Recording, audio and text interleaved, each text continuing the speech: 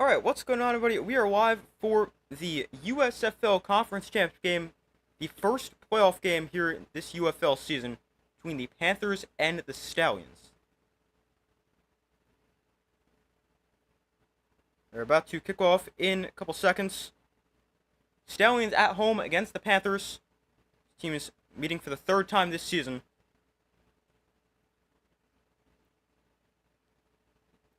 The Panthers will get the ball first, and off we go in the UFL playoffs.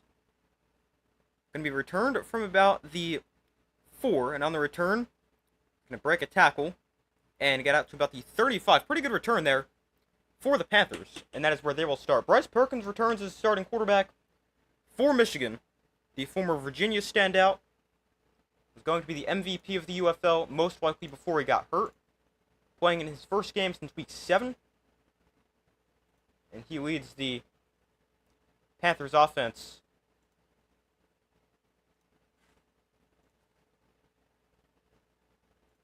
on the field. Give me 1 second to pull up the comments, and I'll put out a poll in a second.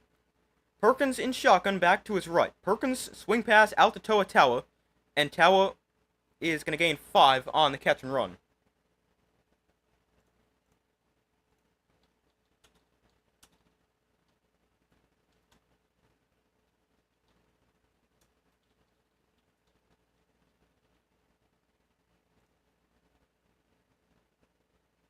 Oh, I spelled Stallions wrong. Hold on, let me put out a poll again.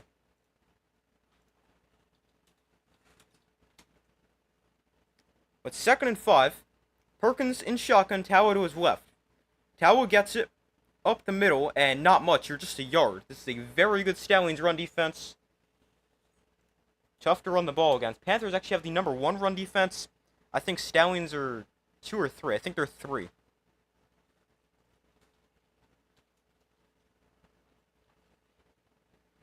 Alright, there's the poll with everything spelled correctly.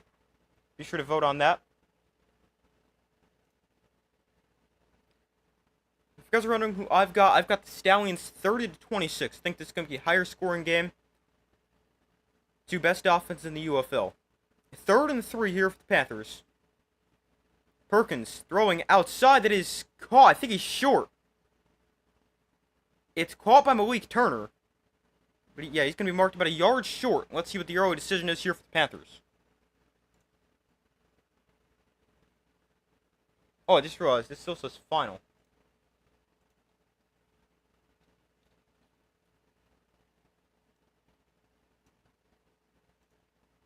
There we go.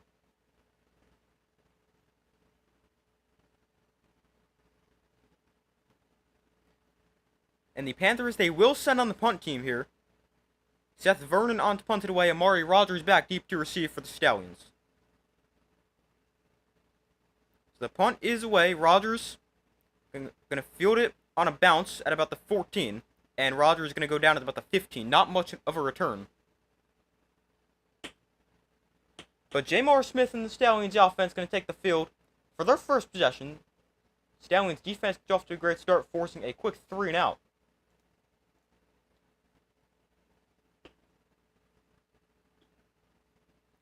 But Jamar Smith, he joined the Stallions mid-season after working for Dunkin' Donuts.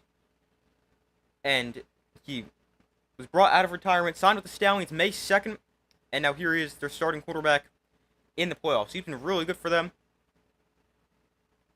He's a multi-time champ with the Stallions as well. Their starting quarterback in 2022. Off-play action here, Smith going to float one deep down the field to start, overthrows Deon Kane, and it's incomplete, although there is a flag down. That is definitely a matchup to watch. Stallions throwing the ball well over the past few weeks. Panthers' worst pass defense in the UFL. Let's check this flag here.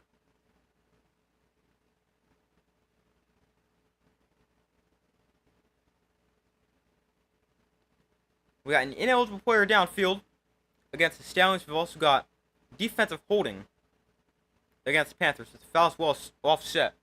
And we've got to replay first down.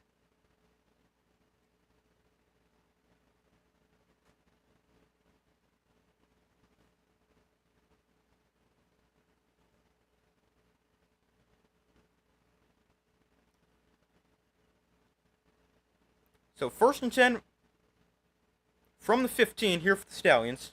Hold on, I lost connection for a second. Alright, now we're back.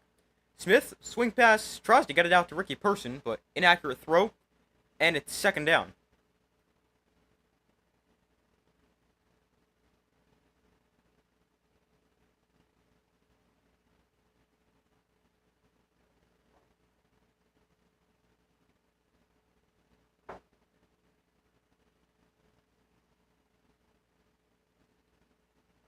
So 2nd and 10 here for the Stallions after the incompletion. Stallions and Panthers just met back in week 9. Stallions won that game 26-22. They'll go to the ground here. Person left side. Ricky Person going to try to turn the corner. Has space. And a Person with a 1st down. A flag does come in. We'll have to check that, obviously. Good run by Person if it stands. And it will not stand. Going to come back to do a hold against Deon Kane. Number 8 for the Stallions. Started their 2nd penalty in their first 3 plays.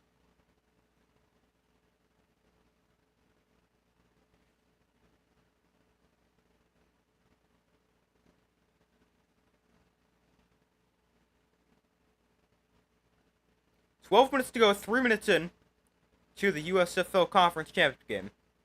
I'll be streaming both the USFL Conference Championship game as well as the XFL Conference Championship game, which is later today, if you guys did not know that.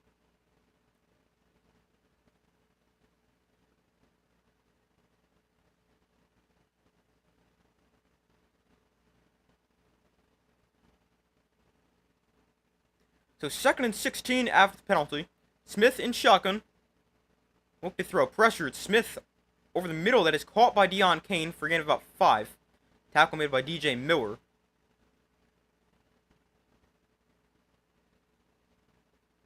So going to make it 3rd and roughly 11 here for the Stallions.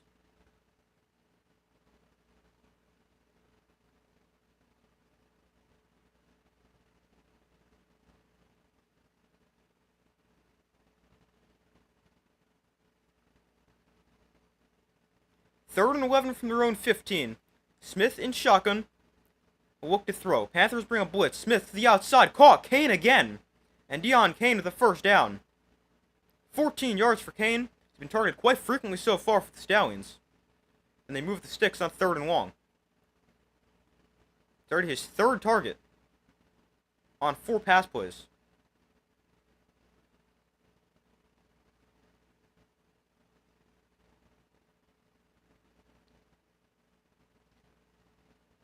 So 1st and 10 here for the Stallions on their own 29. Smith and shotgun.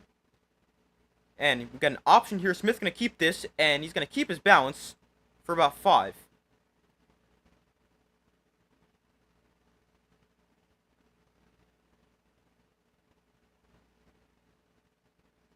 Brings up 2nd down here. 10:20 to go in the 1st quarter.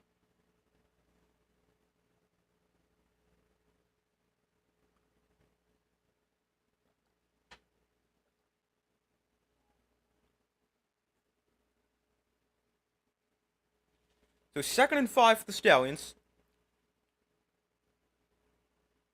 Smith hands off to Davion Davis in the jet sweep, and Davis hit in the backfield and dropped for a loss. That play went nowhere. Loss of yards there for the Stallions. And a well-defended play there for the Panthers.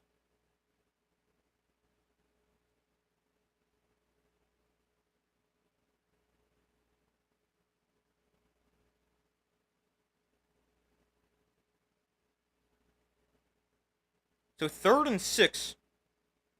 They'll empty the backfield. Person splits out as a receiver, wind up in the slot to the left. 3rd and 6 for the Stallions.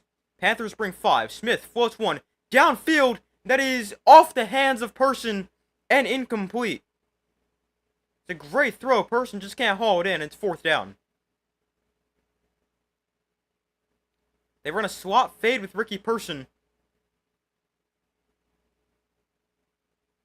And he can't quite haul it in. That's a perfect throw.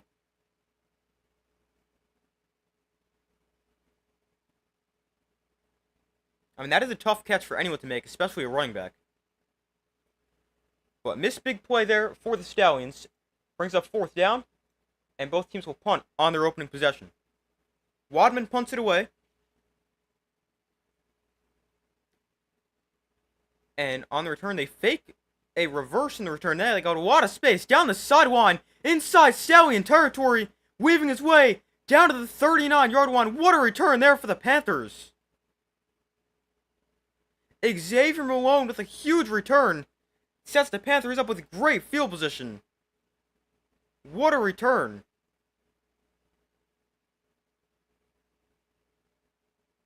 They faked a reverse, and they had a lot of space down the sideline. Malone returns it to about the 40-yard line. What a return there for the Panthers.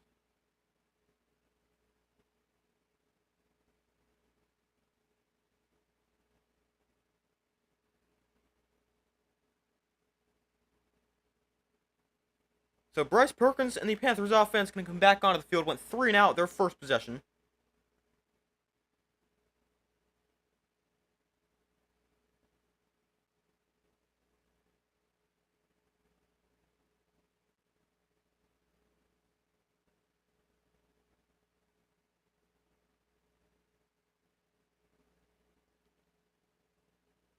But a punt for both teams to start this game.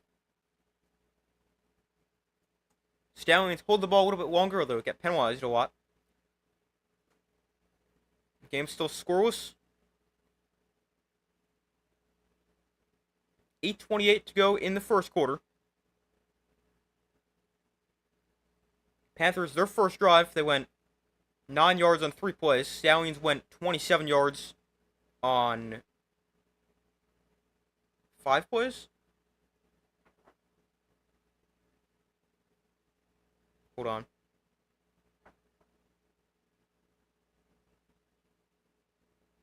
Seven plays.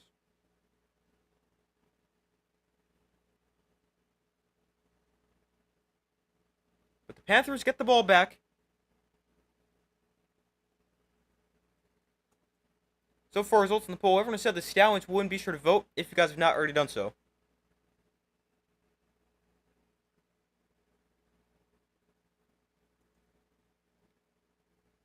And I also put a poll out in the community tab, or post tab, whatever YouTube calls it now. It used to be community tab, but they've switched to posts. But, I also put a poll out there, and it was actually 50-50. Very even with who you guys think would win. Yeah, I had a really tough time predicting this game. I ended up going with the Stallions because their offense is playing really well, and they have never lost to the Panthers, but was really tough for me to predict this game. I still have no idea who's going to win.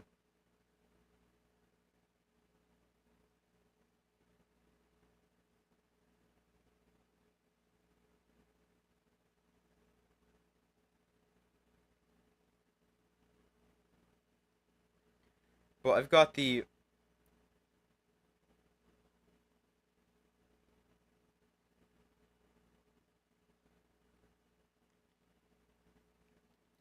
Stallions in this game, and I've got the Battlehawks tonight. So winners of those games will meet in the UFL Conference Championship game next week.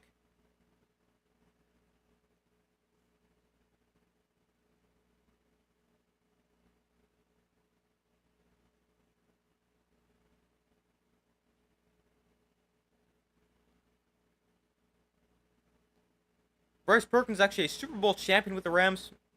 Appeared in 5 total games in 2022. Started a game with the Chiefs. And now, in the UFL, has been one of the best players.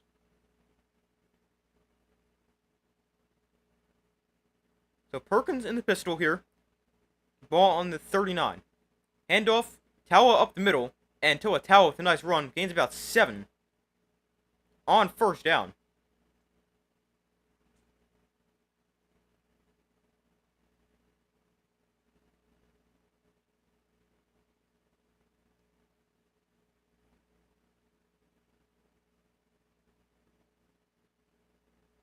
Second and 4.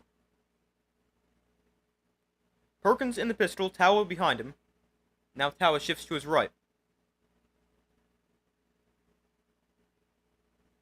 Perkins, here's one of their first RPOs. Throw downfield is caught. Down to the 23-yard line, there's Moore for his first catch.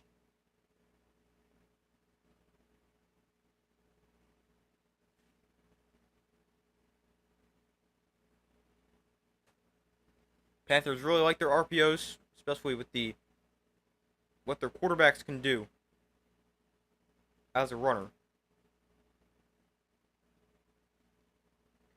1st and 10, 7:20 to go in the first quarter.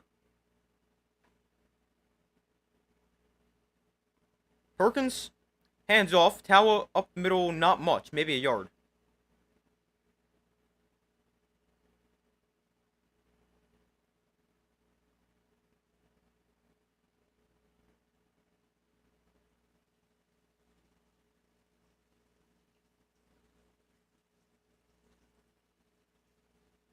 So 2nd and 8, they actually gave Tawa 2. 6:45 to go in the first quarter. Game still scoreless. Panthers with the ball on the Stallions 22. Perkins, another handoff. Tawa bouncing outside, and Tawa slipping tackles and gets it down to the 16. Nice 6-yard pickup there, brings up 3rd and short.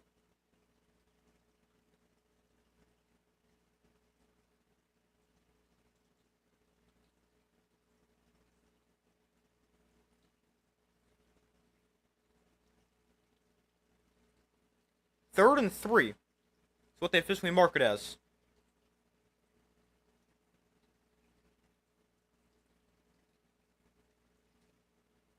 Perkins in shotgun. Matt Colburn motions out of the backfield. Perkins throwing over the middle, that is caught for a first down, running people over and down to the 3-yard line.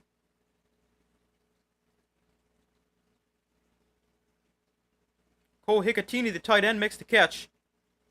And it's 1st and goal here for the Panthers. Down to the 3.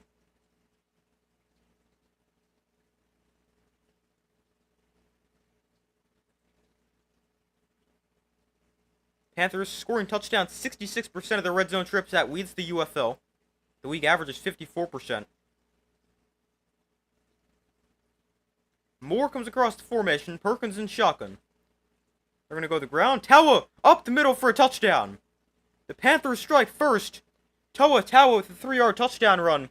And the Panthers with the game's first points.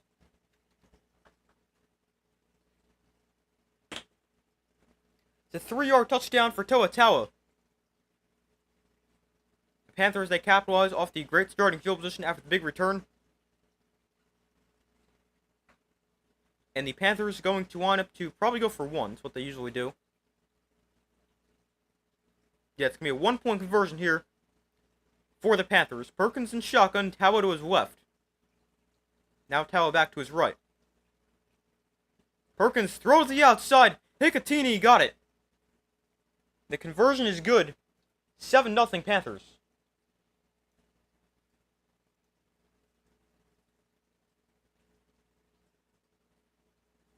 There's another one of their RPOs. Perkins can hand it off, keep it himself, or throw to the outside.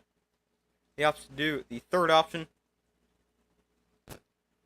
But a Tawa touchdown run. Perkins to Hicatini on the conversion, and the Panthers are up 7-0. With 5:11 to go in the first quarter. Perkins a perfect 4 of 4 for 30 yards so far in this game.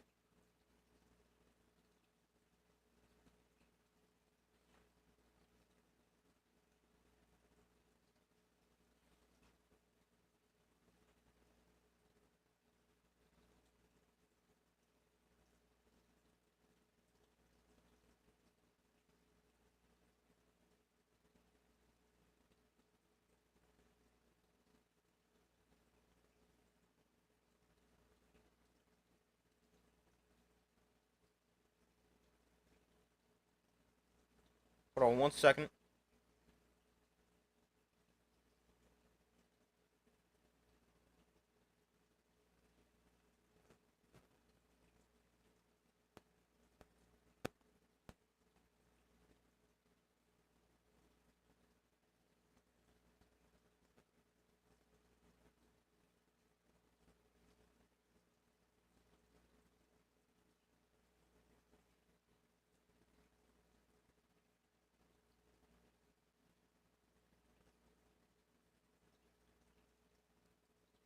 But we wait for them to come back from commercial. Stallions can get the ball back.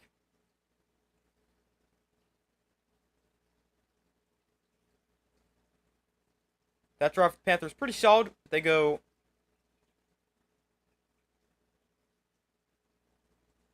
6 plays, 39 yards, take 3:17 off the clock, and get in the end zone.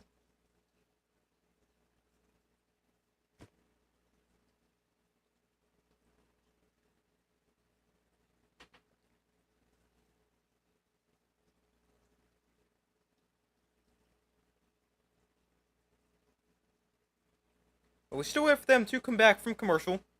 So far, results in the poll, everyone said the Stallions will win. Be sure to vote if you guys have not already done so.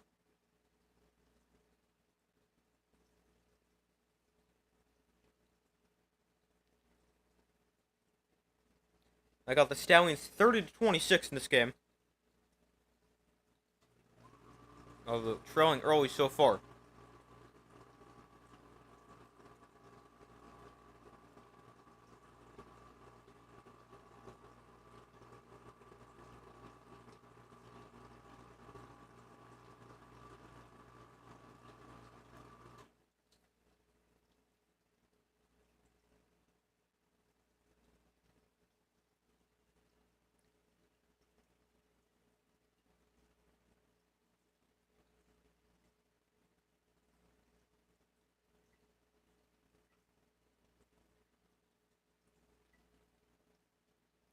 So J. Smith and the Stallions offense can get the ball back.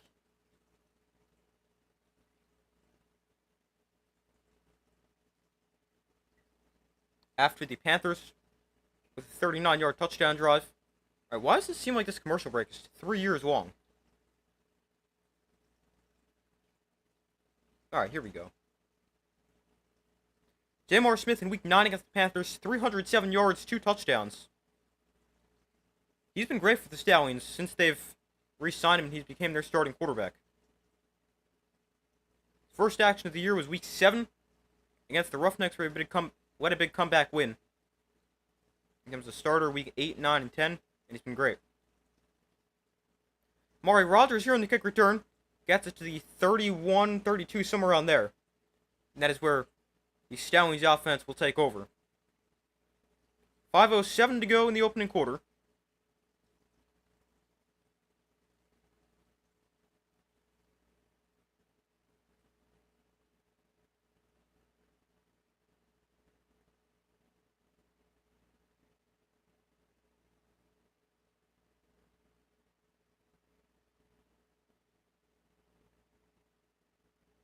So Smith and shotgun, CJ Marable in at running back, I believe for the first time.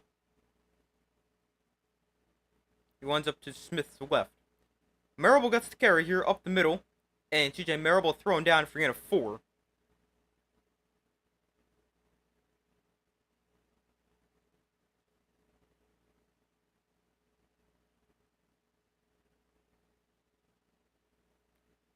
Make it second and about 6.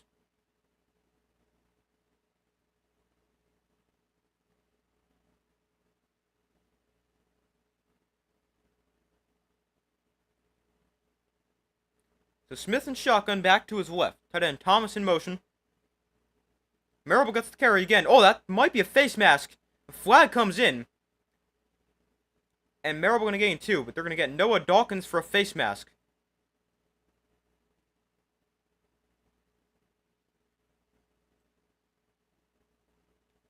Very obvious face mask right there. 15 yards for the Stallions, an automatic first down.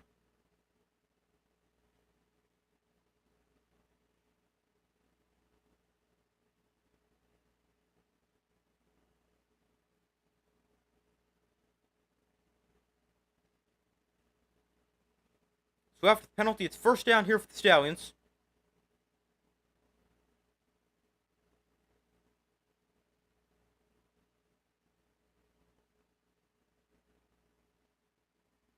Got the ball inside Panthers territory after the penalty. It's on the Panthers 48.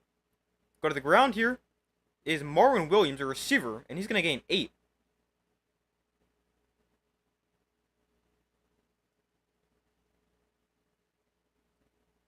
Nice run there from Marwin Williams. Not something the Stallions do a ton. Line him up in the backfield and use him like that, but nice run there. So 2nd and 2.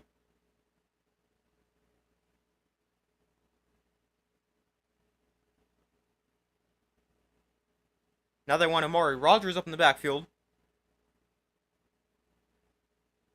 They'll hand off to Marable, and he's got a first down, gain of 3.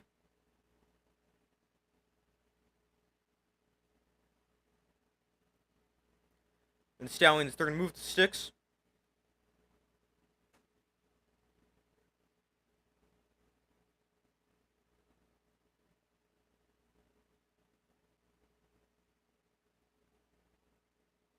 Three minutes to go in the opening quarter.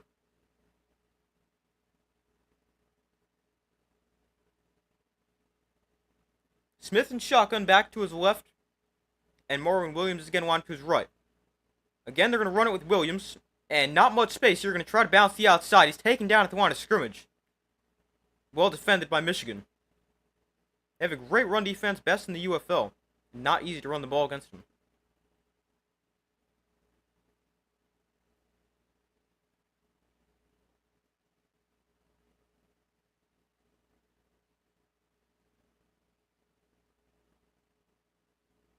Bruin speaks in on that stop.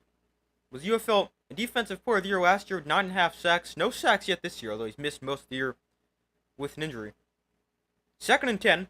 Smith and shotgun, Marable to his right. Smith going to take a shot down the sideline. Caught by Deion Kane. Was he inbounds? No. Out of bounds, incomplete there for the Stallions.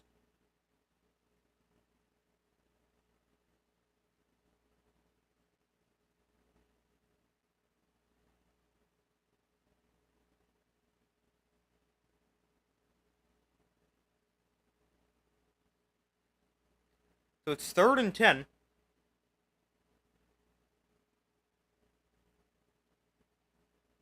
Smith and shotgun back to his left. Here comes a Panthers blitz. Smith stands in the pocket, delivers way downfield, and he overthrew Amari Rogers, who I don't think he thought he was getting the ball. But Rogers was wide open. And it's 4th down.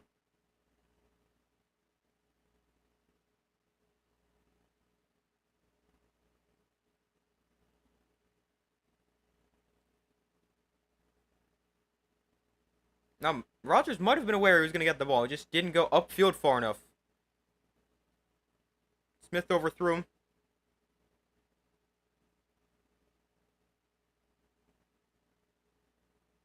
There's a long field goal try for the Stallions. Mevis, no good. Missed it wide right. And it is going to stay a 7-0 game.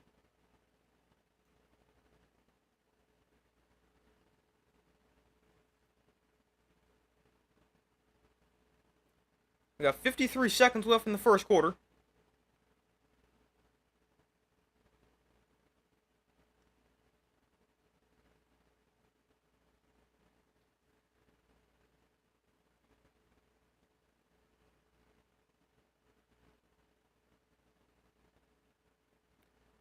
So the Panthers offense retakes the field, leading by 7 touchdown last time.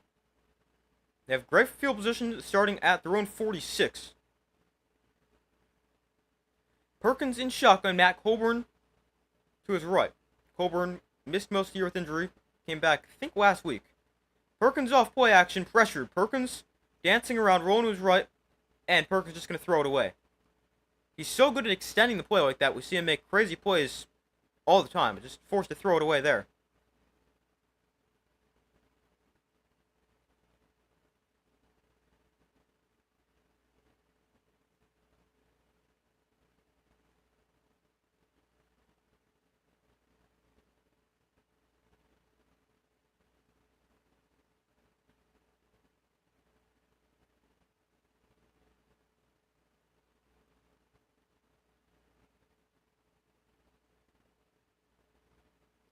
So 2nd and 10 here for the Panthers.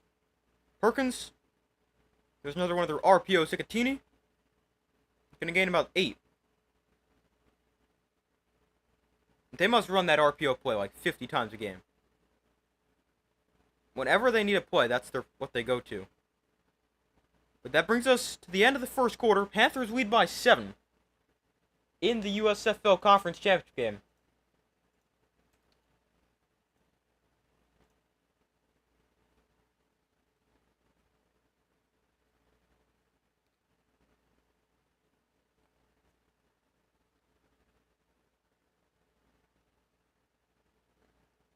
But a pretty good first quarter for the Panthers.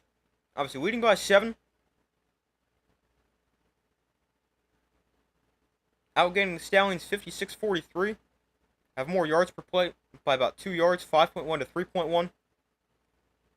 Really the only area where the Stallions have been better. They've got a few more passing yards.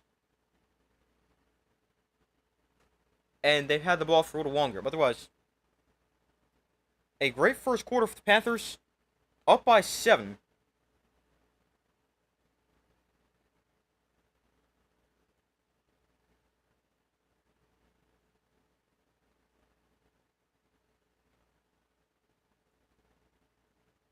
And the Panthers have also got the ball. It's going to be a 3rd and 2 as the first play of the second quarter.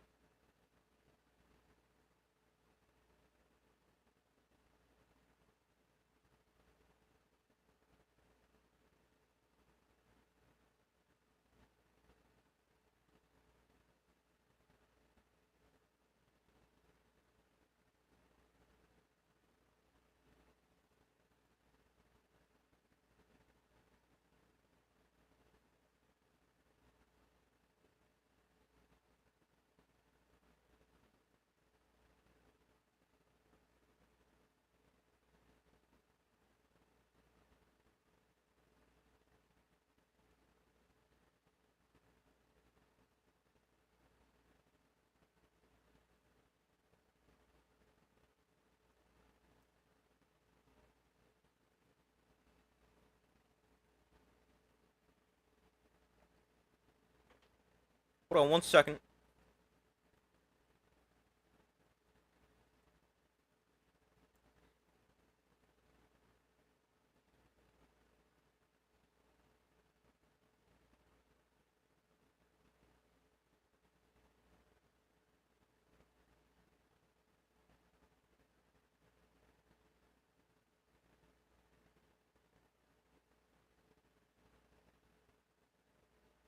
But we still wait for them to come back from commercial.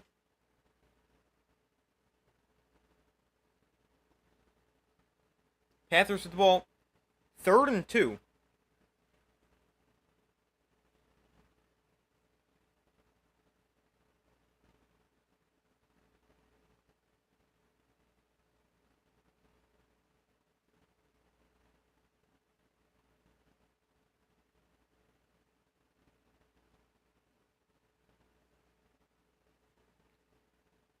So it's 3rd and 2 here for the Panthers as we start the second quarter. Panthers up 7.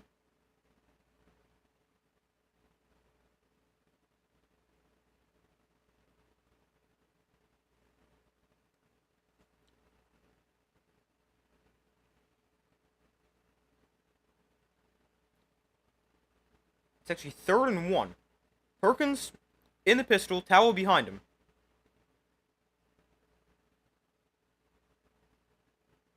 Moore comes in motion. And Perkins throws to the outside. There's another one of their RPOs. Turner makes the catch, takes a big hit. Holds onto the ball and has a first down.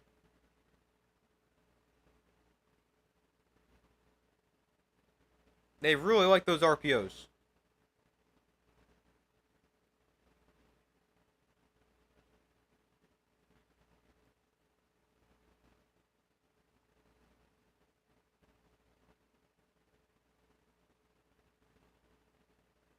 So 1st and 10 here. Perkins in the pistol.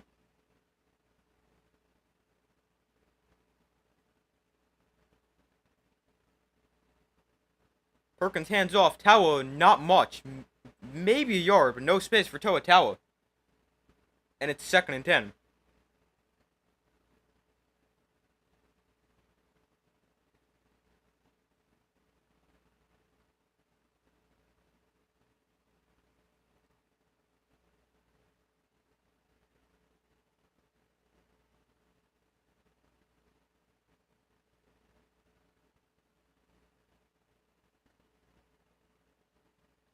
2nd and 10 here for the Panthers. Empty backfield for Bryce Perkins.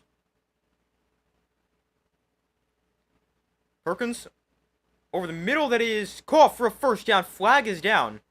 Hicatini with another catch. Gain of 14 if it stands.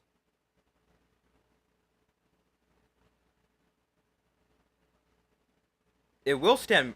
Stallions were offsides. Penalties declined, and a 14-yard pickup there for the Panthers.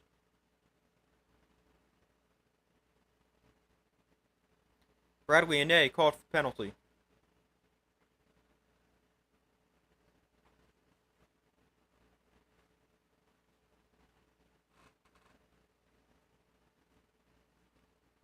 So 1st and 10 from the 29.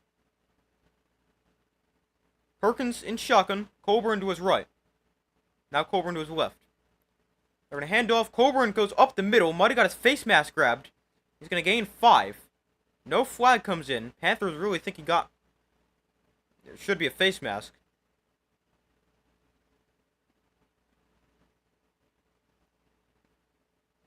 Let's see. Here's another look at it.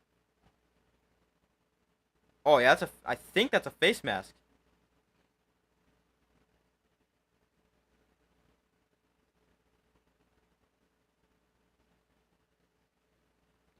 So 2nd and 6. Here's another handoff. Colburn tripped up. He had some space there, but a nice tackle there for the Stallions. I don't know who that was.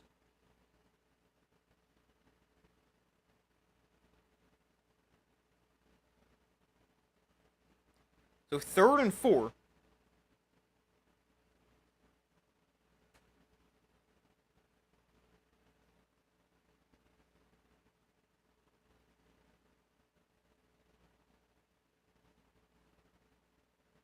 Perkins in shotgun, Colburn to his left. Malik Turner comes across the formation.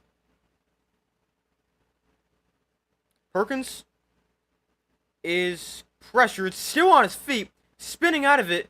Perkins dumps this off underneath to Malik Turner, and Turner's got a first down. How about that for Bryce Perkins?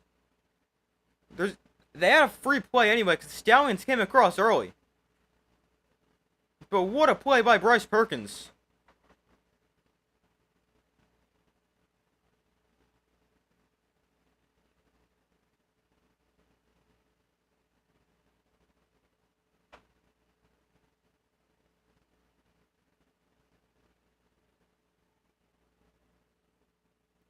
.41 of the Stallions offsides. I mean, it's the same thing whether you take the penalty or the play.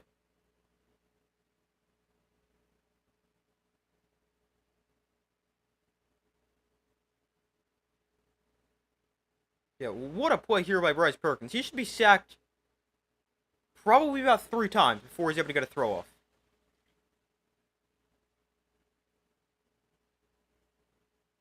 It's just Bryce Perkins doing Bryce Perkins things.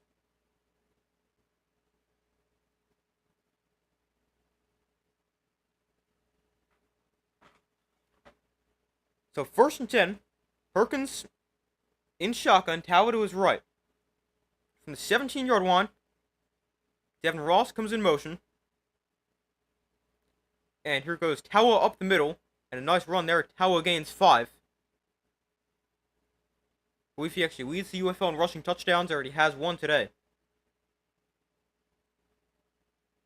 And this has been a really good looking drive here for the Panthers. Now 2nd and 5. They've gone... Hasn't been very explosive, but very... just effective. Just keep going right down the field. Ball on the 12. 2nd and 5 here for the Panthers. Perkins in shotgun. Tawa to his right.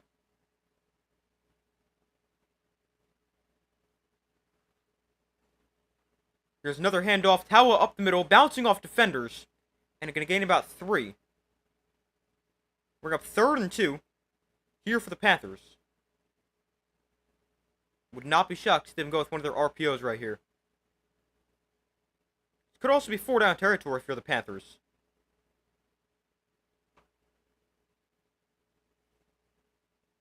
It's been a 10-play, 45-yard drive that's taken 5.5 minutes off the clock. But a very good drive here for Michigan. Perkins in shotgun. Talbot to his right. Ball on the 9. Perkins on the option. Going to keep this himself. Cutting to the outside. And he will slide. After a gain of 3. Flag does come in.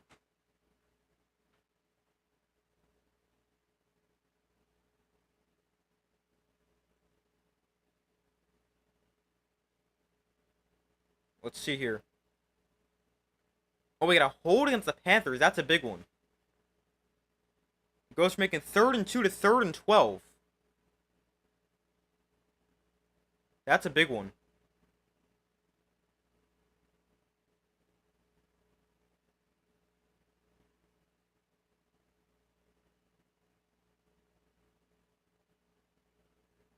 Perkins, he got the first down. But slides, we didn't take a hit. And gets called back. So 3rd and 12.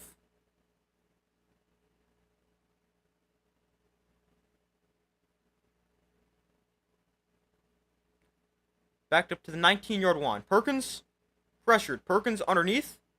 We'll find CLC Mariner. Mariner's got a first down. And out of bounds just short of the goal line at about the 2. The UFL's leading receiver with a nice catch and run and first down for the Panthers. The Stallions, they play really soft. And Mariners just got a ton of space to run after the catch. And they're able to move the sticks. They got everyone on the right side to clear out. So Mariners got just nothing but green grass in front of them. 1st and goal from the 2. Perkins in shotgun. Talbot, who already has 1 touchdown, to his right. Perkins on the option, going to keep this himself. And he's going to gain about a yard, get it down to the 1. 2nd and goal here for the Panthers. I don't know if Perkins is 100%, but the Panthers showing not afraid to run him in this game, which I mean makes sense. It's a conference championship game after all. This has been an extremely long drive for the Panthers. Nearly 7.5 minutes off the clock. 2nd and goal from the 1. Perkins in shotgun, Talbot to his right. Malik Turner comes across the formation. And Perkins is going to keep it himself again. Perkins walks in for a touchdown. The Panthers extend their lead. Bryce Perkins with a rushing touchdown. And the Panthers with a great drive. They go right down the field. Ends up with a 1-yard touchdown for Bryce Perkins. But what a drive.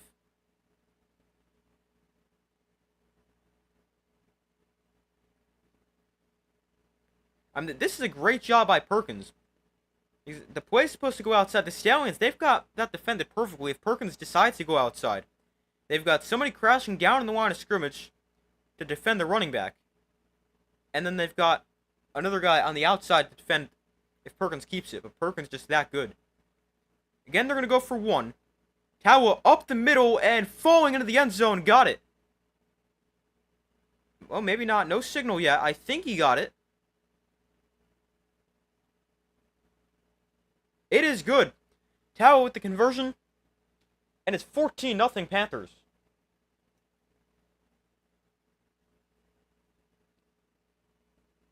They go with the exact same thing. Oh man, that's close. They go with an option. The Stallions that time attack Bryce Perkins, who just handed off to Toa Tawa.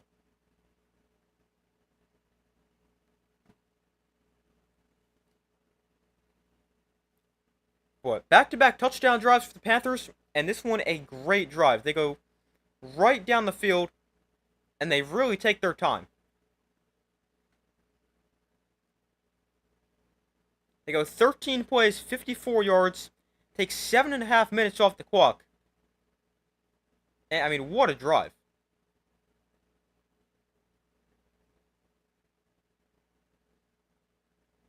They didn't have the longest plays on that drive, but really effective.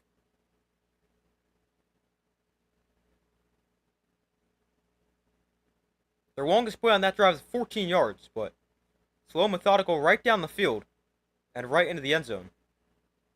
14-0 Panthers lead, 8:17 to go in the first half.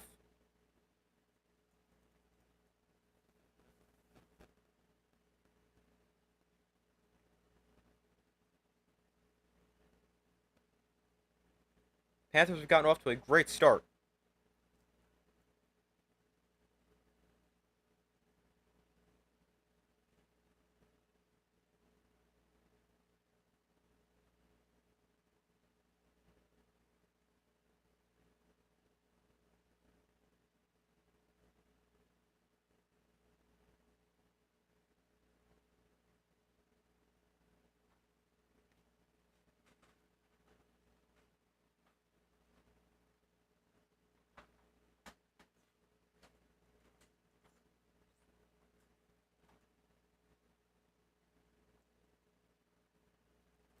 We still wait for them to come back from commercial.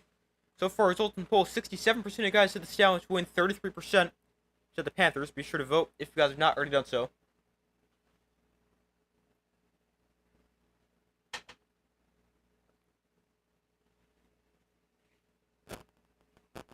I originally picked the Stallions to win, but that pick not looking so great right now.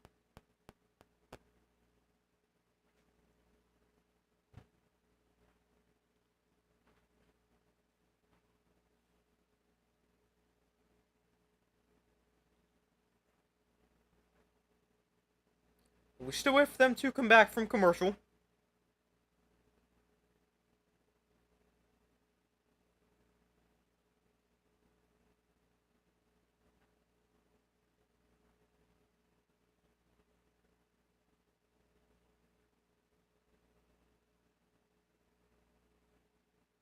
Hold on 1 second.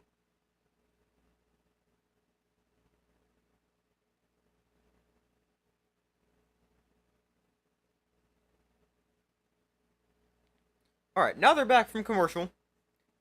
Winner of this game obviously plays in the UFL Championship game next week, where they'll play either the Defenders or the Battlehawks. They play tonight in the USFL Conference Championship.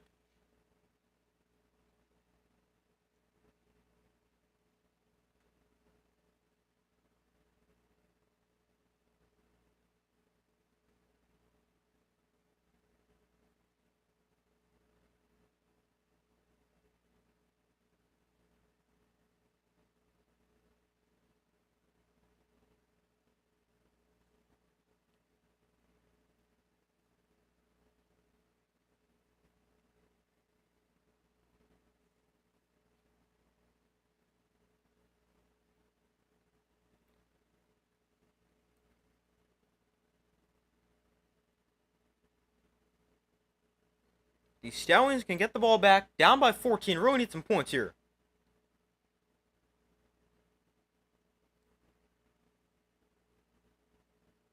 The kick is away, going to be returned here by Davion Davis. And on the return, Davis with some space up to the 33-yard line. Nice return. The flag comes in.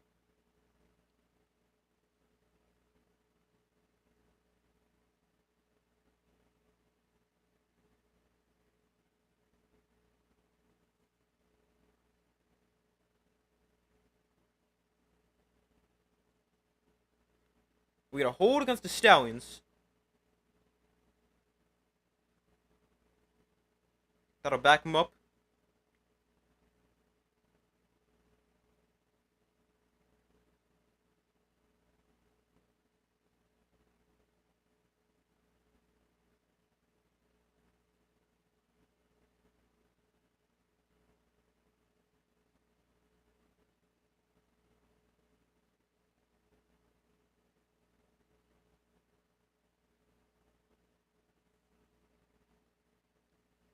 So down 14, the Stallions get the ball on their own 17-yard line. They'll go to the ground here with Person. He is taken down in the backfield.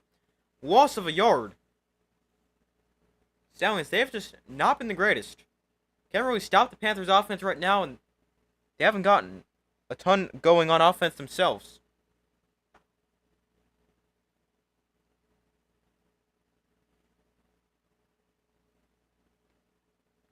So 2nd and 10 from the 17.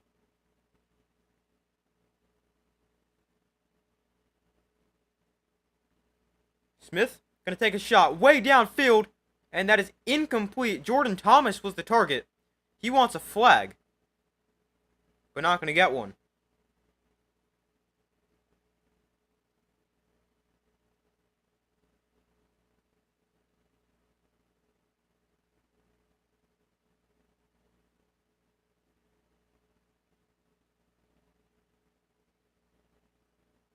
We've seen the Stallions take quite a few shots downfield. They just have not connected.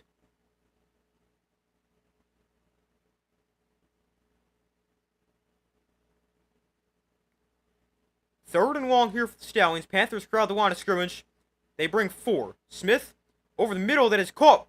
Deon Cain breaking tackles. Cain on the run inside Panthers territory. Deon Cain down the sideline inside the 20. Stiff arms guy.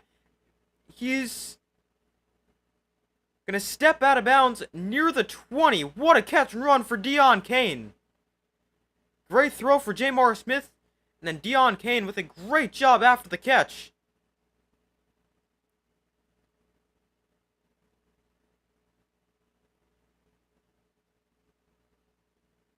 What a job by the Stallions there. They really needed that. Convert on third and long.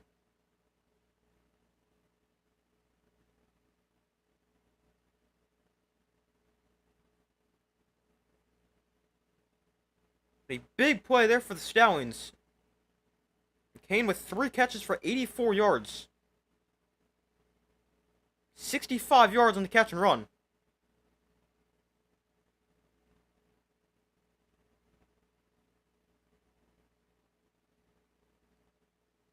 Got an injured Panther down on the field after that play. Obviously, hopefully he's okay.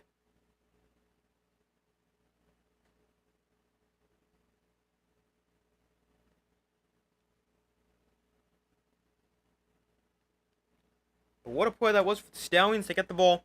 Let's see, where did he exactly step out? The Michigan 14. It was a 64-yard catch and run for Deon Cain. From the Stallions' own 22 to the Panthers' 14. They really needed that. They've been trying to find a big play through the air. Instead, a lot of it comes after the catch.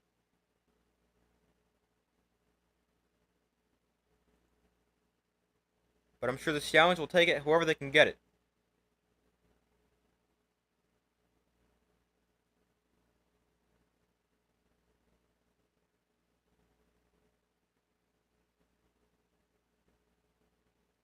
Jamar Smith has completed just 3 passes today. He's 3 of 8 for 83 yards. All of those pass completions have gone to Deon Cain, who's got 3 catches for 83 yards.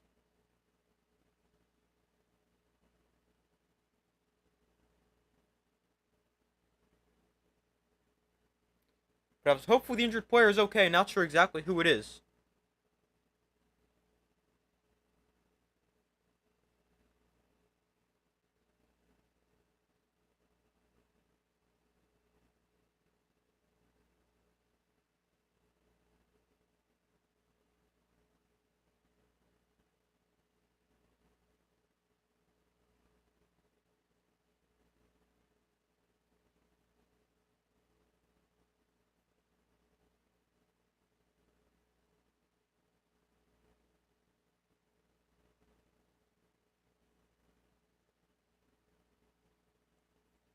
So far, results in the poll, still 67% of guys at the Stallions will win, 33% to the Panthers.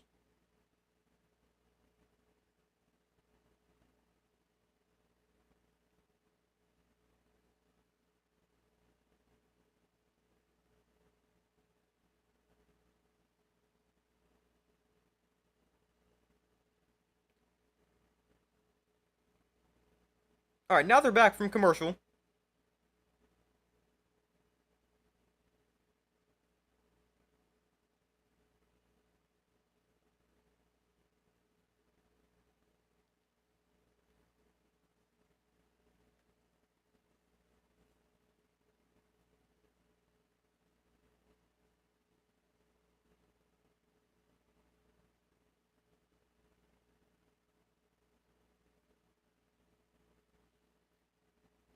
So 6:47 to go in the first half. Stallions down 14.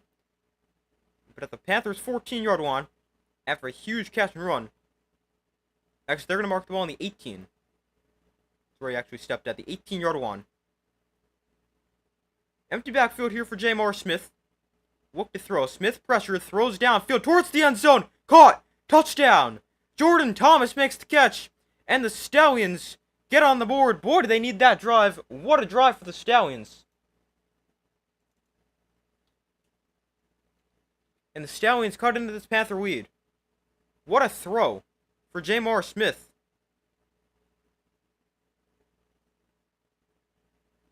Man, that's a great throw.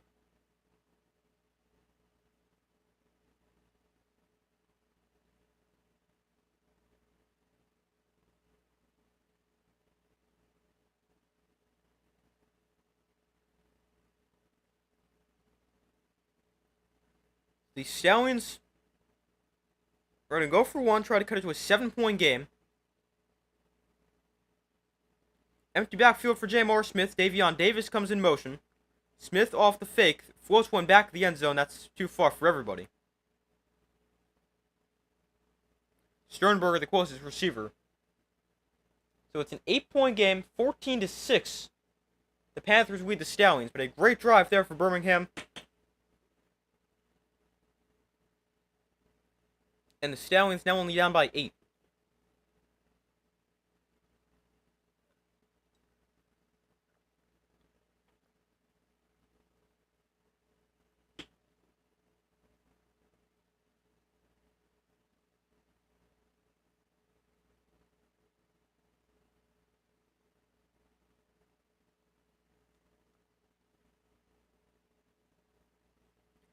So 14-6, 6:28 to go in the first half. Panthers getting the ball back. Back-to-back touchdown drives from Michigan. We'll see if the Stallions defense can build off what the offense just did.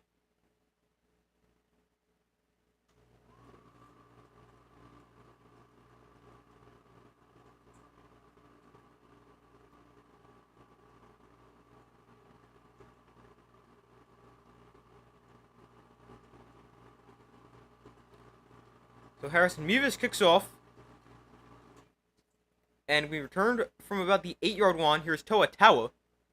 And Tawa going to get to the 32. I don't think he usually returns kicks for the Panthers.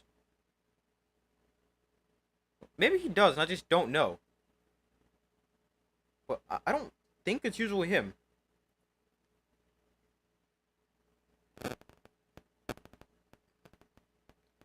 Let me check their depth chart to see who they have listed there.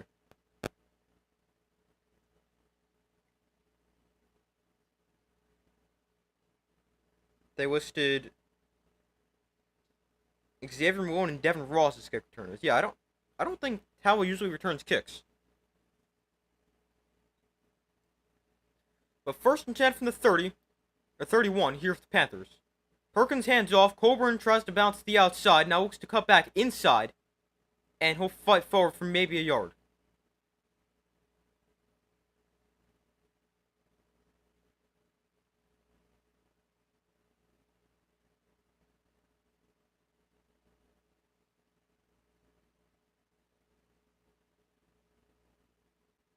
So 2nd and 9.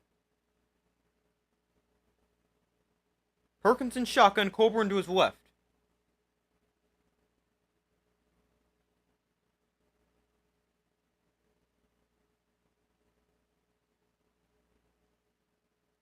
Perkins looks to throw, throwing outside. That is caught by Mariner.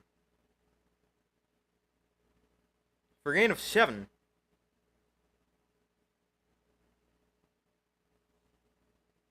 Nice catch there along the sideline.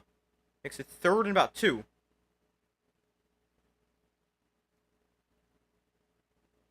That's another great throw. If Perkins misses by even a little bit, that's easily knocked away. That was very tight coverage to begin with. 3rd and 2 here for the Panthers. Handoff, Tawa up the middle. And Tawa is stuffed. Got about a yard, needed 2. And it brings up 4th and short. here for the Panthers.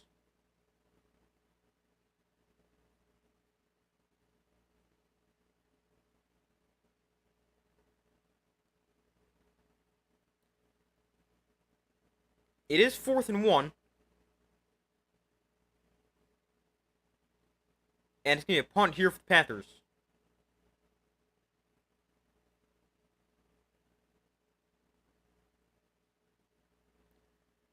Panthers were short by about a foot. 12 inches to be exact, so that is exactly a foot, actually. And they're going to punt it away. Second time we've seen the Panthers opt to punt from similar field position on 4th and 1. Rogers calls fair catch the 15. That's where the Stallions will take over.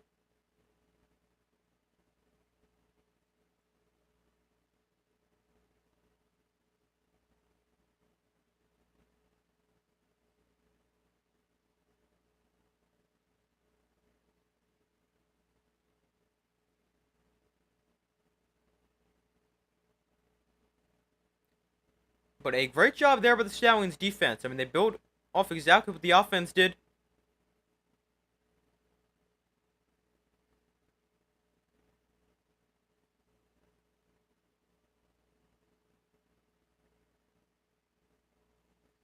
Let's see what the Stallions offense can do here. From the 16, they'll go to the ground here. Marable breaking tackles and going to dive forward for about 3.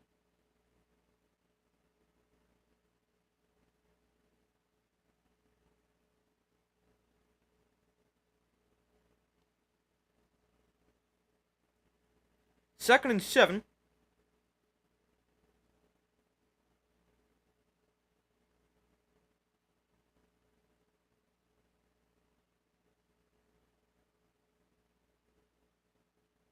Three and a half minutes to go in the second quarter. Smith and shotgun. Here's Marable again, going to cut up the middle, and Marable taken down by Dawkins after a gain of 2. Gets to the 21-yard line, brings up 3rd and about 5. Here for the Stallions.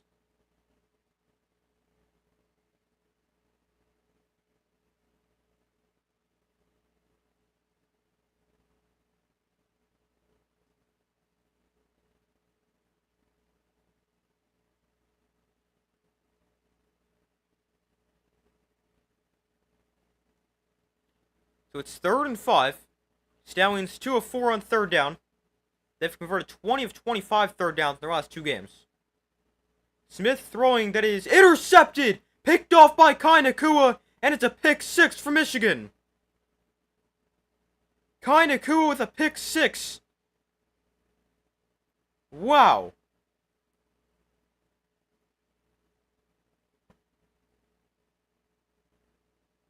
What a play by the Panthers defense. Kai Nakua, the brother of Puka Nakua, with a pick 6. And the Panthers are back up by 14.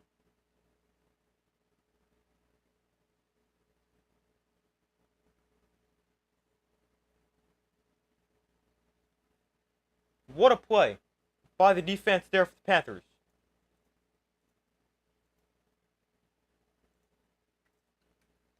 They're going to line up to go for 1 here.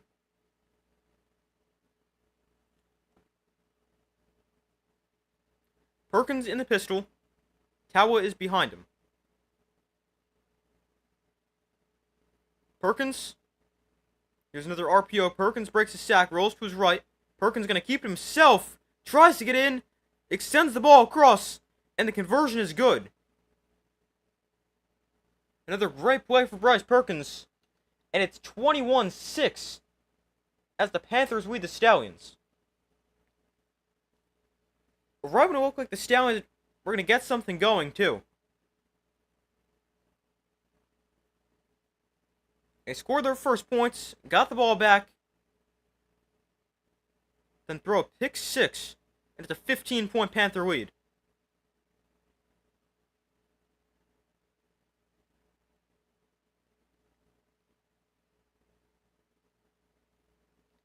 They go back to the interception. Oh, Nakua just reads that all the way. Jamar Smith trying to get it to Marwin Williams.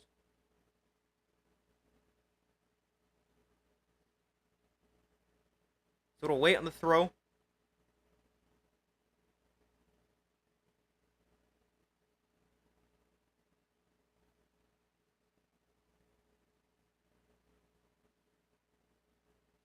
So it's 21-6.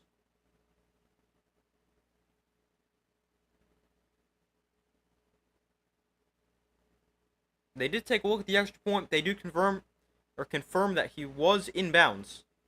So it's 21-6. The Panthers lead.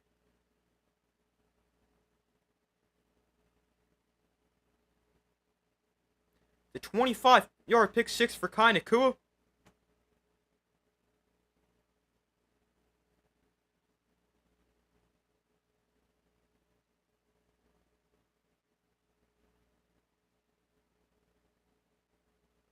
And now let's see what the Stallions offense can do for this possession. 2:43 to go in the first half.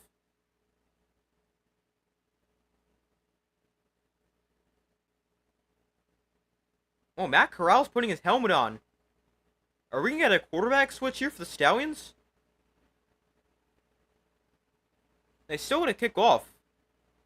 But let's see. BT Potter kicks it away. And Amari Rogers is going to return it from inside his own 5. Rogers. Not a great return. Nothing too crazy. To the 30. And it is going to be... It is Matt Corral in a quarterback here for the Stallions. Matt Corral came in to the USFL Conference Championship game last year against the Panthers, threw a couple of touchdowns. But Matt Corral has not played since week 4? I don't remember. Week 4, I think, against the Roughnecks? I think so. Week 3 or week 4. He's not played in 7 weeks due to an injury. But Corral comes in here, and his first pass is over the middle to Deon Kane for a nice 21-yard completion.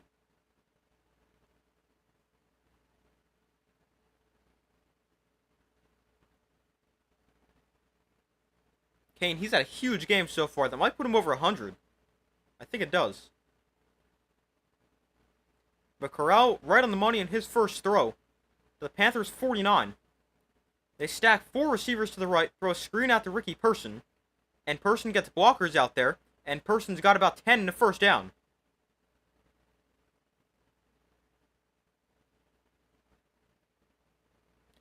That also brings us to the 2-minute warning. But how about this? Skip Holtz benches Jamar Smith for Matt Corral, who has not played in about 7 weeks. With the Stallions down 21-6 in the Conference Championship.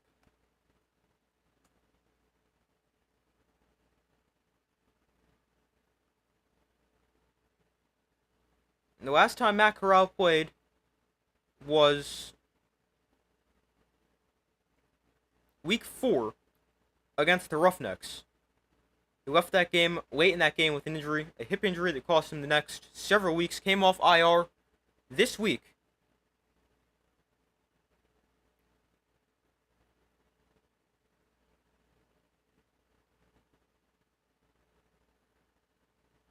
And he's in the game.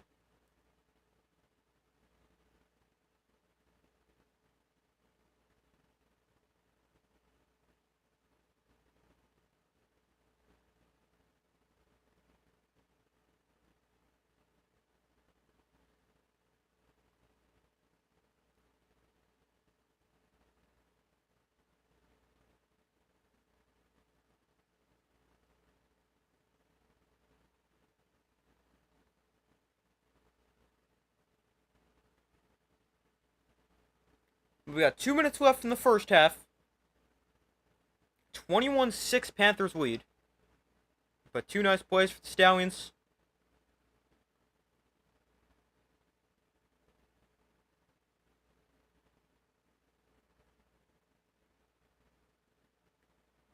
Two plays, 31 yards.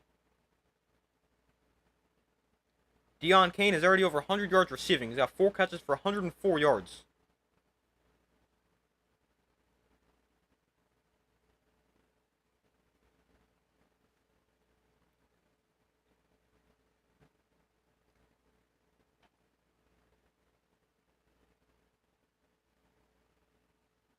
But we still wait for them to come back from commercial.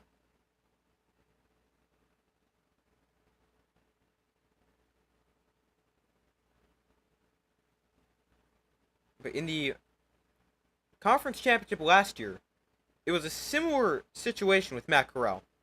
He wasn't coming off injury, but Adrian Martinez struggled with the Stallions. They were down 18-6.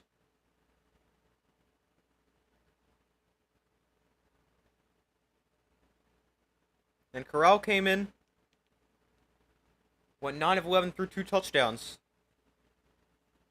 and the Stallions won.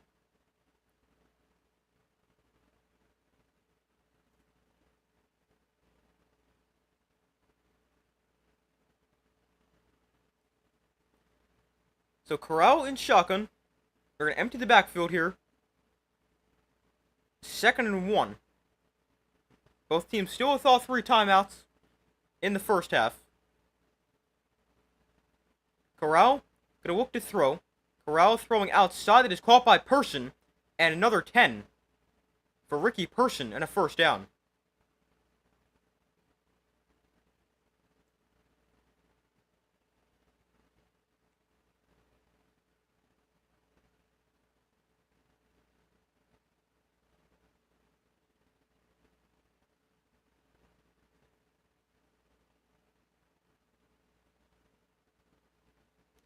So 1st and 10 from the 29.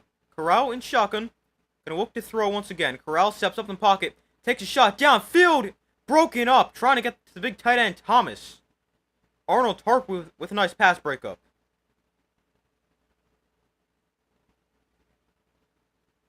Thomas would have had his 2nd touchdown of the day. Yeah, that's a nice play.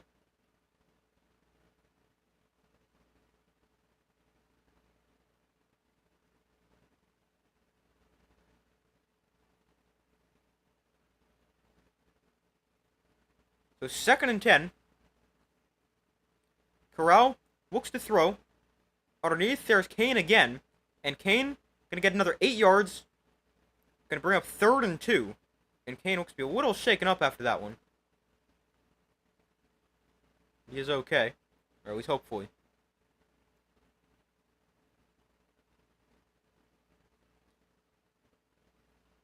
Third and 2, clock is running. But still minute 20 to go in the first half. We got early movement. The Panthers move. I don't think they came off. Or they came across the line.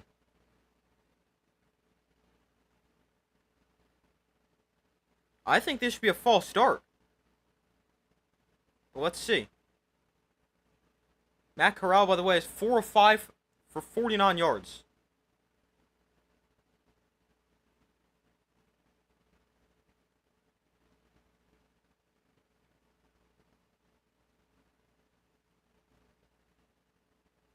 It is going to be a false start. Skip Holtz does not like it, but I think that is the right call.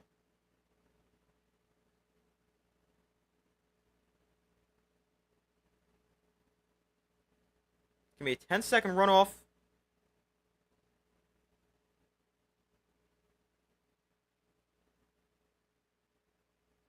So it's 3rd and 7.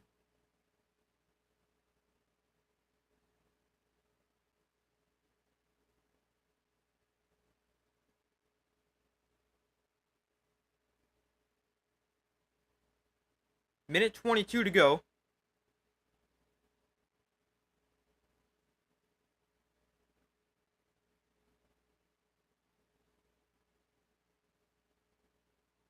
The Panthers decline the runoff because the penalty happened with the running clock inside of 2 minutes.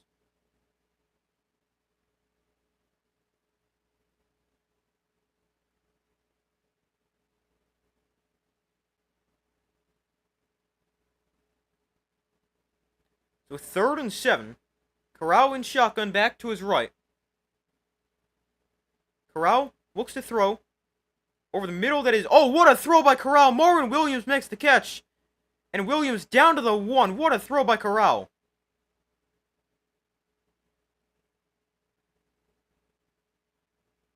That was a tight window to throw into.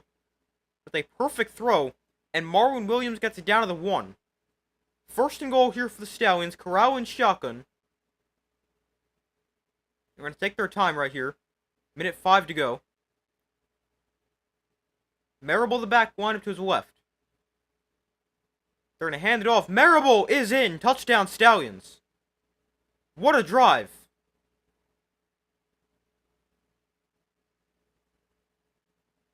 Corral comes in and leads the Stallions right down the field.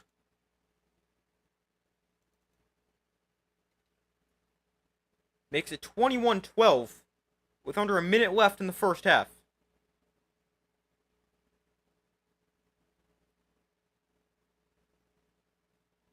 Seven plays, 69 yards, minute 47 off the clock. What a drive for Birmingham. They are going to go for 2, try to make it a 7-point game. They'll snap the ball from the 5. Corral in shotgun, person to his right.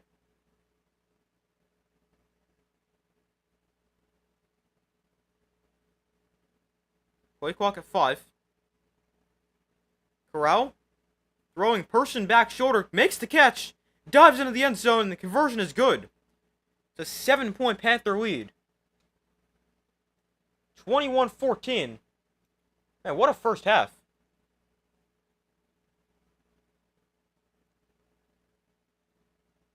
Marable with the 1-yard touchdown. Corral looks great in his return from injury.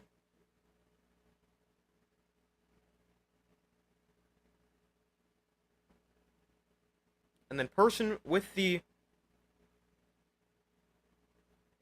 conversion.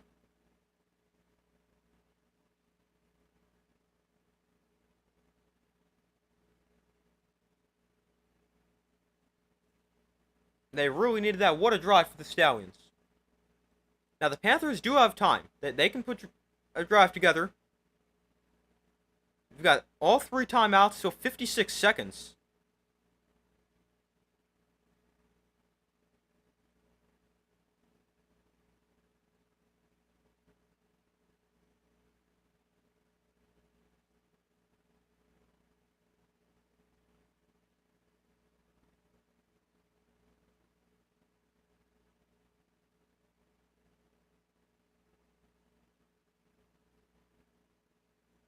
So the Stallions kick it off.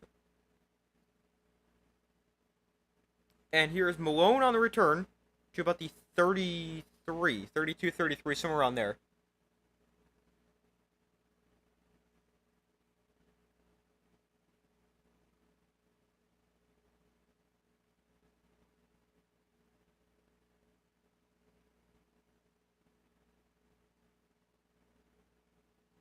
Matt Corral on that drive went 5 of 6 for 73 yards.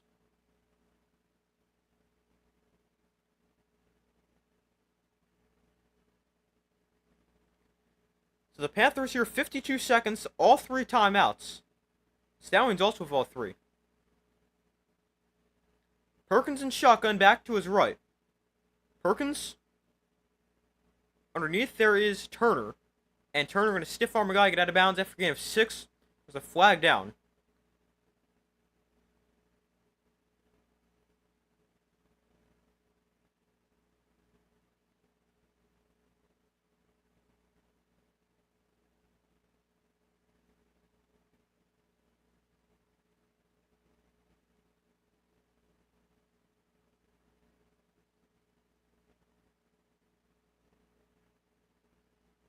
Bradley and A wind up off sides.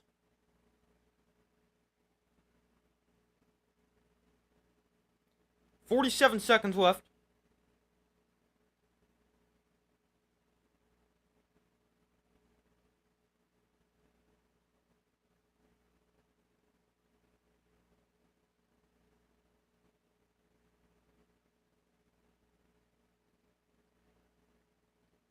So the X take the penalty. 1st and 5. I mean, it makes sense. You go 1st and 5 as opposed to 2nd and 4. 1st and 5, 47 seconds left. Empty backfield for Perkins. Perkins throwing over the middle. There is Jalen Moore. And Moore with first down. Clock temporarily stopped. 42 seconds left. Now the clock runs 40 seconds and counting. Perkins, pressured, steps up in the pocket, throws to the outside. There's Turner, who makes the catch and gets out after a gain of 6. I mean, they don't really need to be using sidelines only because they've got all 3 timeouts.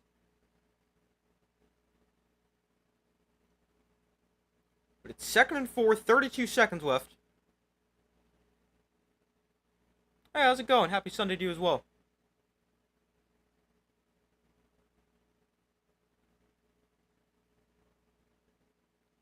Perkins looks to throw. Perkins downfield, that is caught. There's more again. 25 seconds left. Clock temporarily stops. I think I call a timeout here for Michigan. Yeah, they do call timeout.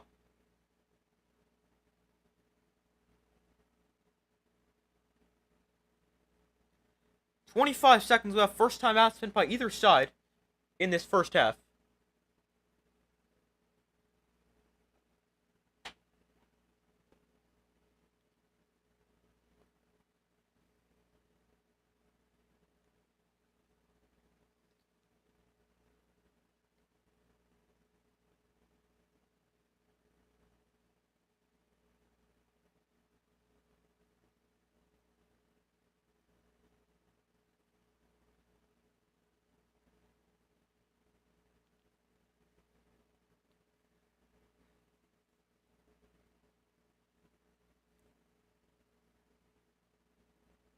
So 1st and 10, 25 seconds left. A good looking drive so far for the Panthers.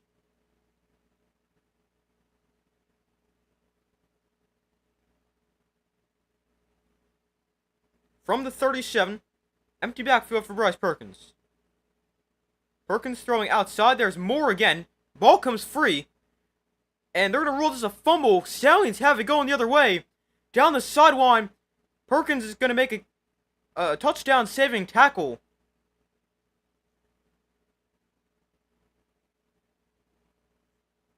Daniel Isom with the recovery and the return. But let's see. They might want to take a look at this, see if this is a catch or not.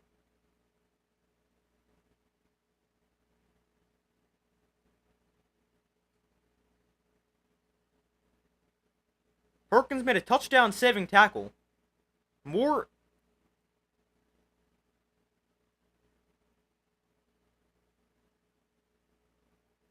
The ruling in the field is a fumble, recovered by the Stallions, and returned down to somewhere around the 20. But now, this isn't going to be a fumble because it's either incomplete or he's down.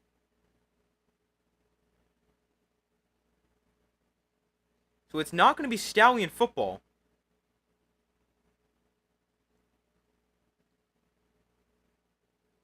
He's got to survive the ground of the catch as well.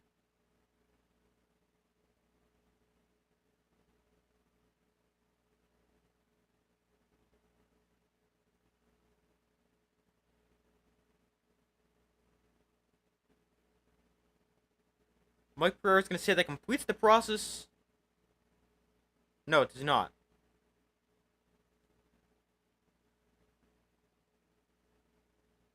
It's going to be incomplete. And the clock's going to have a lot more second. They're going to put 9 seconds back on the clock.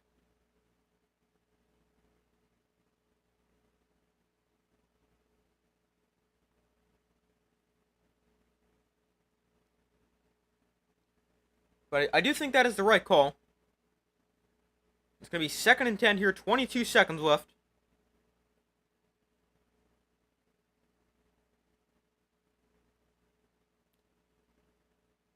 So 2nd and 10 for the Panthers.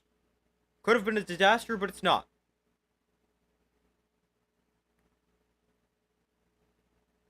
Perkins in shotgun, Colburn to his left. On the Stallion 37. Perkins throws over the middle. That is caught. Was that caught? No, it was not.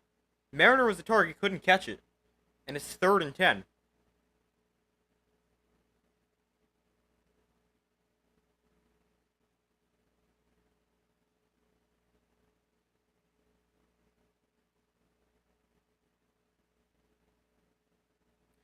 Third and 10. I don't know how far their kicker's range is. B.T. Potter, former Clemson kicker. I mean, I would imagine they would try a long field goal right here before halftime. Although maybe not. There's still plenty of time.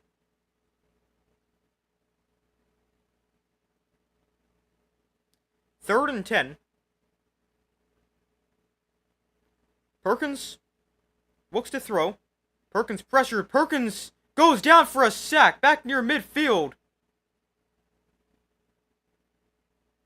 And that should take us to halftime.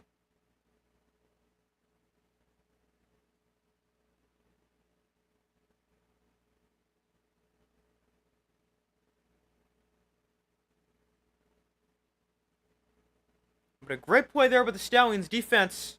And we head to halftime. It's a 7-point game.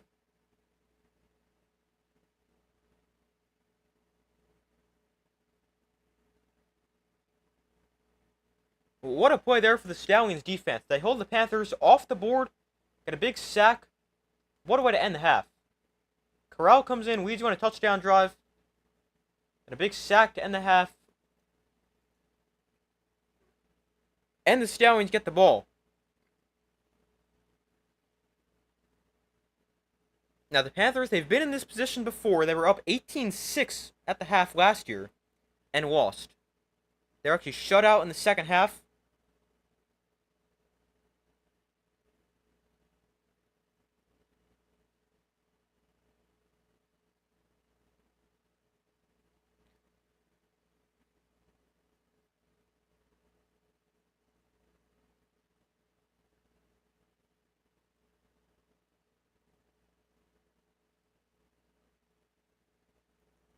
But a 7-point lead for the Panthers at the half. We'll have to see how the rest of this game plays out. Obviously, great first half. Really entertaining. But I'm going to go take a quick break, and I'll be back in a few minutes.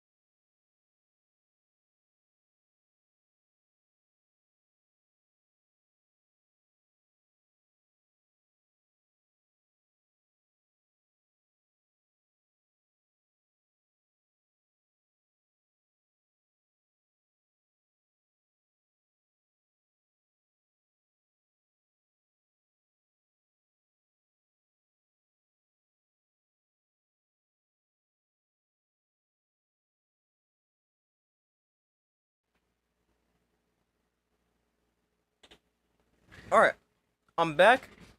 Thank you guys for staying with me as I took a quick break. But the Panthers lead the Stallions 21-14 at the half. The Stallions get the ball to start the second half.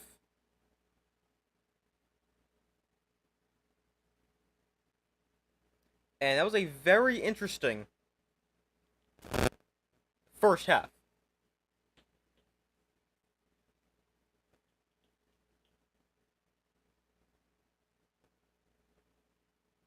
I mean, the Panthers, they've led the whole half. The Stallions have not led yet in this game. But the Panthers, they jump out 14-0. Stallions cut it back, gets momentum, then pick six. And then Matt Corral comes in. But what a first half. Now, as far as the second half, I am going to stick with the Stallions. I think Corral can have a big second half against a struggling pass defense. And I mean, he also looked great.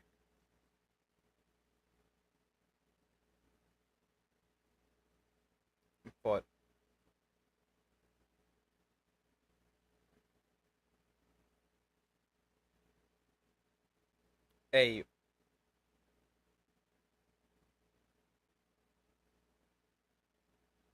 as far as my prediction goes, I'm going to stick with the Stallions. I originally said 30-26. I still think we're in for a higher scoring game. High scoring first half for the UFL. With it being 21-14 at the half. I mean, we saw some games where that was the final score. But as far as an updated score prediction goes, I still think we're going to see a higher scoring game. I'm going to stick with the Stallions. And let's go Stallions by a score of... And I think we're going to see a fun second half. Let's go Stallions. Let's go 31-30. We'll give the Stallions 2 touchdowns, 2 conversions, and a field goal. And we'll give the Panthers a touchdown, no conversion, and a field goal. 31-30.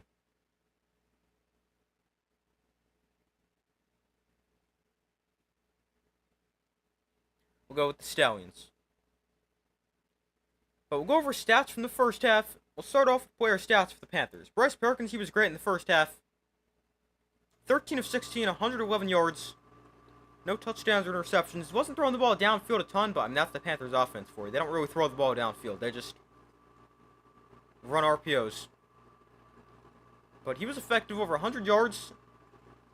Only 3 incompletions. Perkins was good.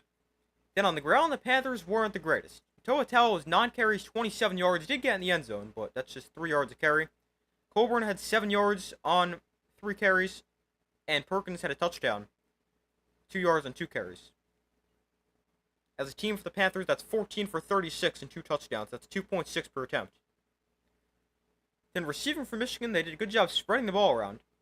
Cole Hicatini, 3 catches, 35 yards. Jalen Moore, 3 catches, 30 yards. Salesi Mariner, 2 catches for 24 yards. Malik Turner, 4 for 17. And Toa Tawa, 1 for 5. Then for the Stallions, Jamar Smith, as he started, he went 4 of 10 for 102 yards, a touchdown, and interception. And got benched, obviously, Matt Corral, 5 of 6, 73 yards, all on 1 drive. Now, on the ground, the Stallions didn't do much. This is also a great Panthers run defense, though. But Marable, 6 carries, 15 yards, and a touchdown.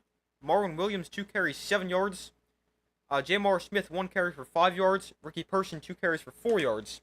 And Davion Davis, 1 carry for a loss of a yard. As a Stallions, as a team, that's 2.5 a carry. Then receiving, Deon Kane, 5 for 112 on 6 targets. The Stallions, they've thrown the ball 16 times. 6 of them have gone to Deon Kane. Marwin Williams, 1 catch, 24 yards. Ricky Person Jr., 2 catches for 21 yards. And Jordan Thomas, 1 catch for 18 yards. I wonder what the UFL record is for most receiving yards in a game. Because Kane probably... I don't know if he's close to the record with it being first half, but he's definitely got a chance to break it.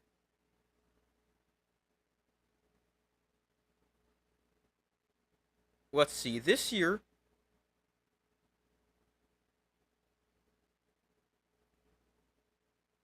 the record is... Hold on, gotta scroll through all of them. Let's see. Right now, Adams went for 128 in week 2. Although, that's all I've looked at so far.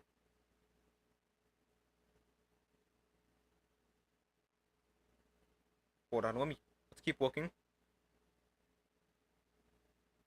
I would imagine it's going to be somewhat recently because the offense has really picked up as the season progressed.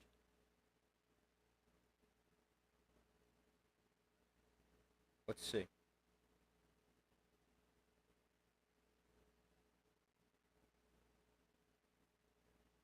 We've made it to week 7. 128 is still the highest we've seen.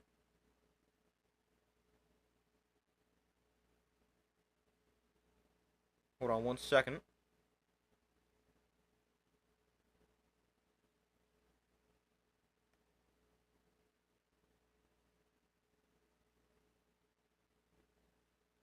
Yeah, the highest this season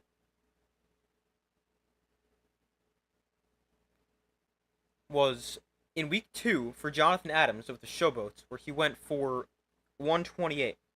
Now, I'm just going to go through to check last year. But, I mean, Kane, he's got a great chance to set a season high in receiving yards of anybody in the league. I wonder if the 128 per game is the record. No, Kane went for 144 last year in week 3 against the Showboats.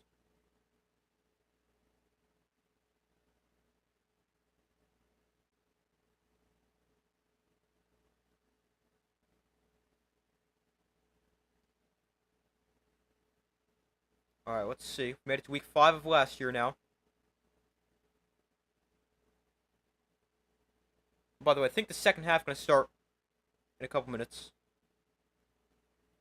Alright, now we've gone to week 7 of last year.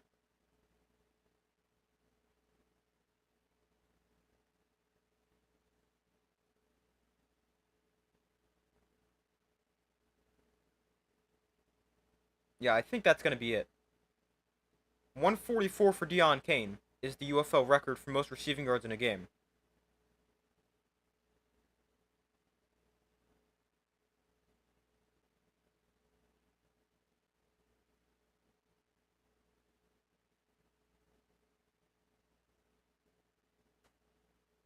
Yeah. That is the record, so Kane, he's pretty close right away. In the first half, 112 yards. That is 32 yards shy of the UFL record, which Deon Kane also holds. But the Stallions will get the ball to start the second half. We're going to kick off the second half right about now.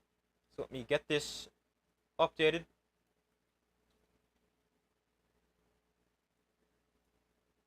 Alright, there we go. So far, results on the poll 50-50. Be sure to vote if you have not already done so. I'm sticking with my original prediction of the Stallions. I've got them 31-30. Updated score prediction at the half. Kick going to be returned here by Amari Rogers. Going to try to get to the sideline. Rogers is forced out near the 30.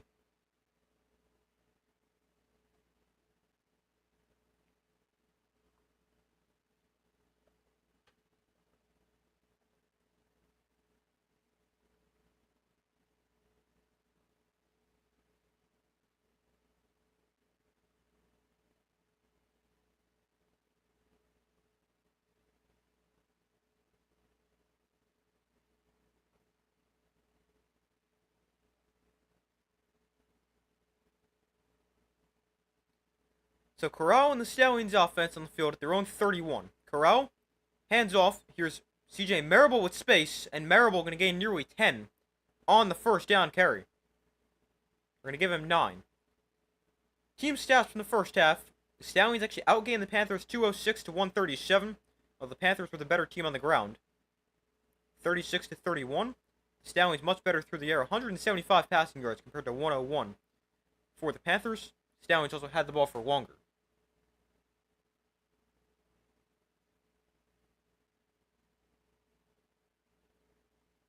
So 2nd and 1.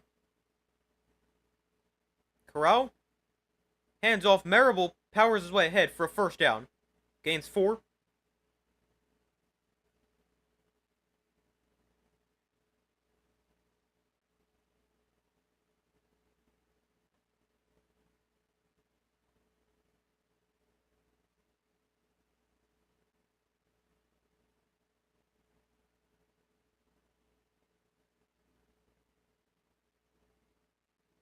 So 1st and 10 from the 44.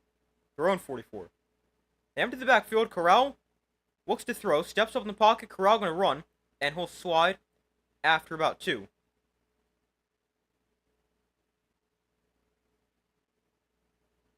Corral thought he got hit as he slid. But I think it's the right call. No flag.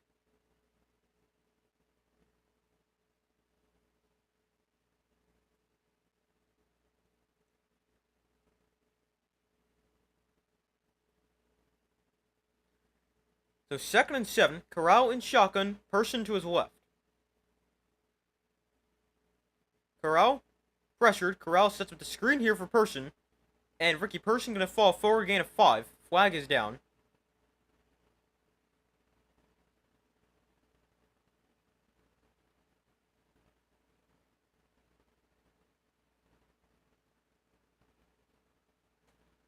We got hands to the face against the Panthers. It's going to be against number 4. That's DJ Miller.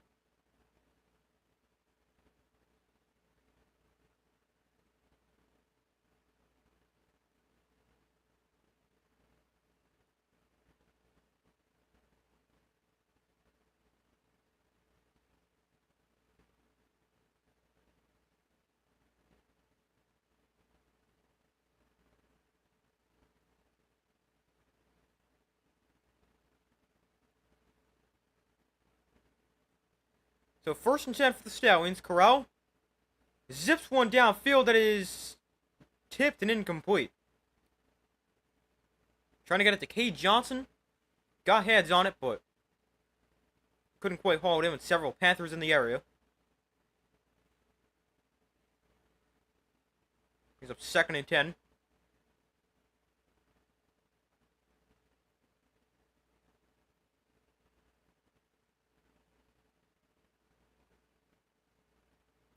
So 2nd and 10.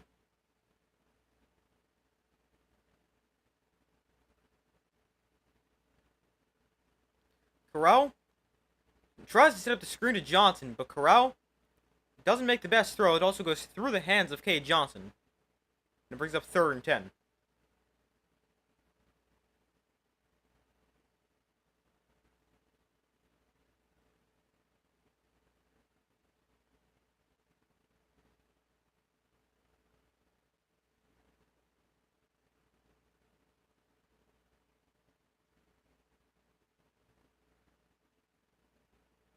Third and 10 here for the Stallions. The ball's on the 43, so not quite in field goal range. It'll be a 67-yarder from here. Corral looks to throw. Corral downfield, that is incomplete. Johnson targeted for the 3rd straight play. But it's incomplete. Miller in coverage.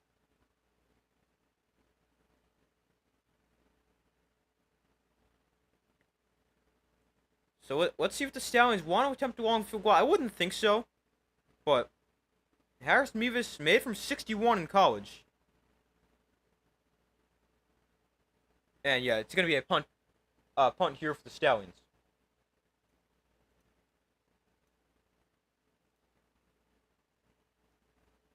So Wadman to punt it away. I believe this is the first time he's been on to punt since the first drive. But we got a challenge here for Skip Holtz.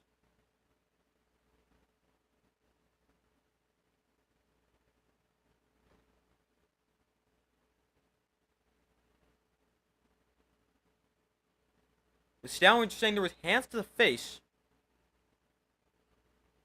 against their guard.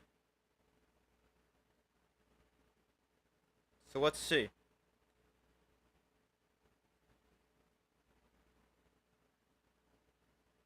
right guard, 78.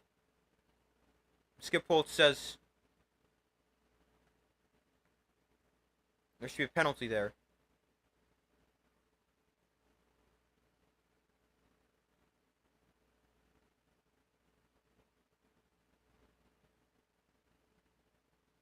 I mean, it's hard to say, because it looks like he might just be pushing the jersey up. I don't know if he's actually got his hands to the face, though.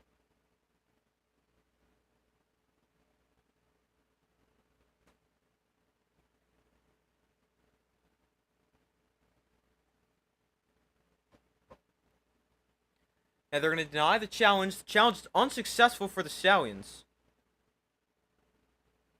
And Skip Holtz can't believe it.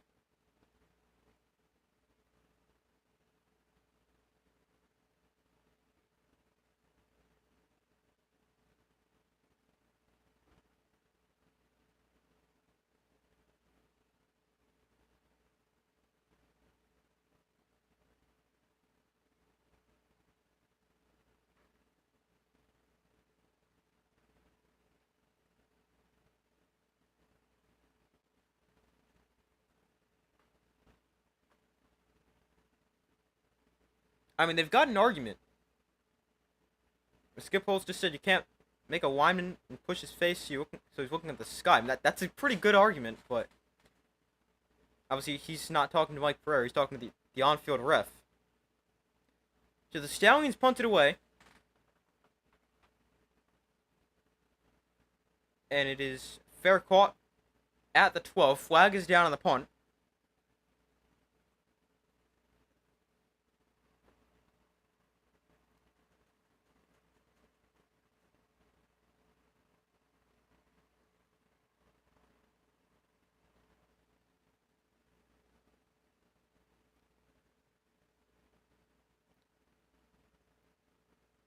Panthers lined up offsides on the punt. So they're going to replay fourth down.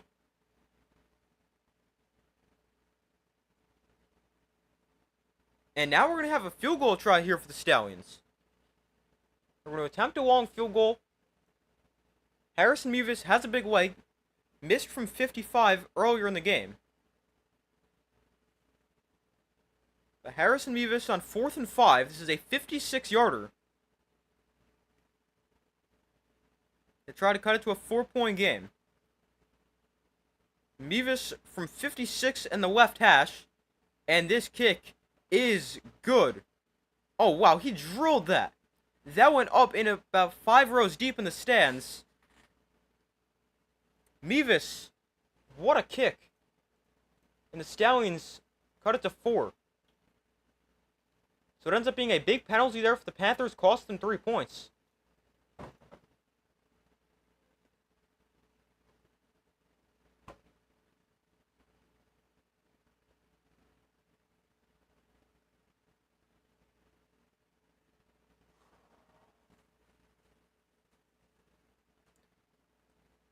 Stallions able to get 3, and it's a 4-point game.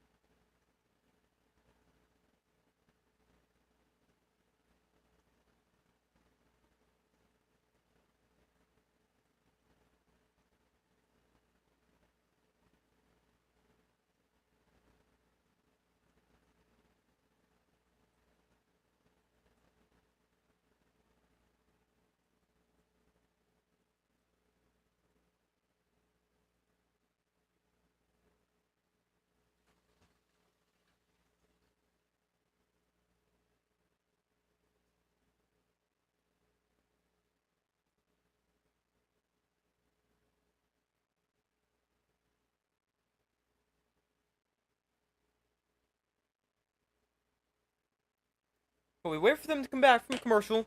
Now a 4-point Panther lead. The Stallions able to get some points on the opening drive of the second half. It was a long field goal, but I'm sure the Stallions will take it. wherever they can get it. 8 plays, 31 yards, 4:10 off the clock on that drive, and the Panthers are going to get the ball for their first possession here in the second half. Last year, they did not score in the second half.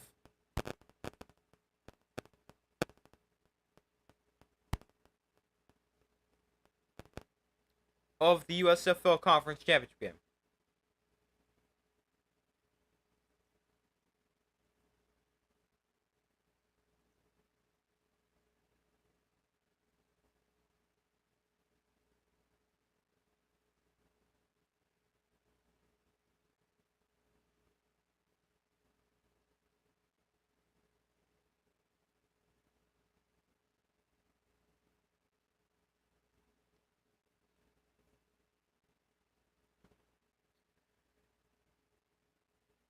So they're back from commercial.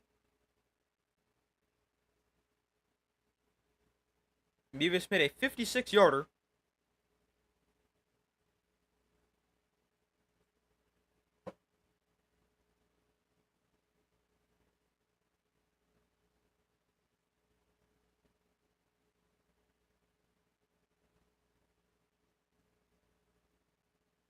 Ball falls off the tee here. But the Panthers are going to get the ball. Their first possession here in the second half. Now 20-17. Stallions trail 21-6. 11 straight points.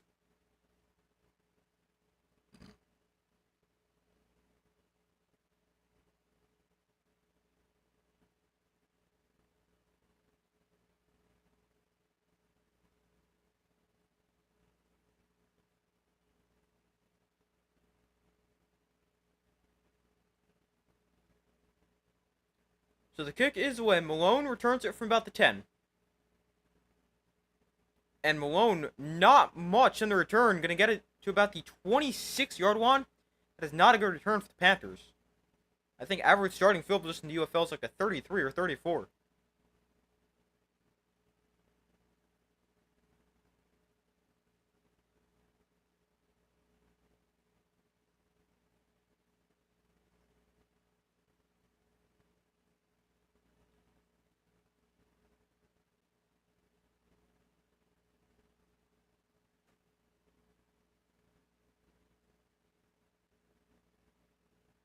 So first and 10, ball's actually on the 28. Perkins hands off, Tawa up the middle, and Tawa falls forward for a gain of 7. Nice run to start.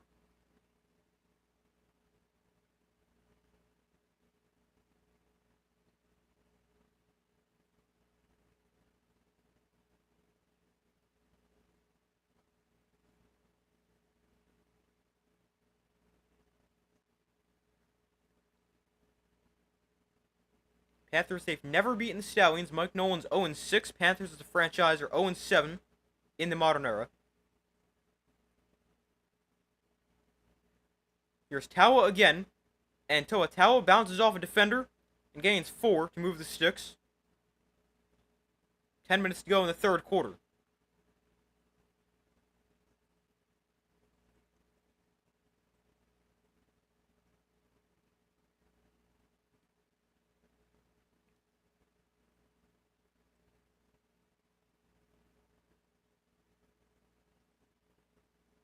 So first and 10 from the 40. Perkins in shotgun. Coburn is the back line behind him. Here's a handoff. Coburn bouncing outside. Coburn trying to turn the corner. And he's chopped down for a gain of 4. Flag is down.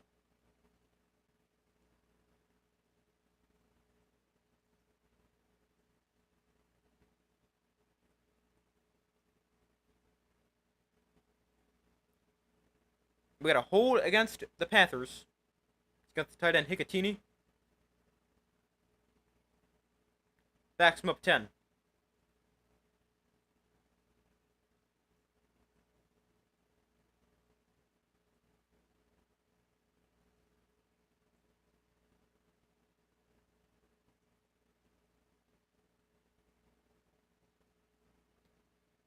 First and 20 here for the Panthers.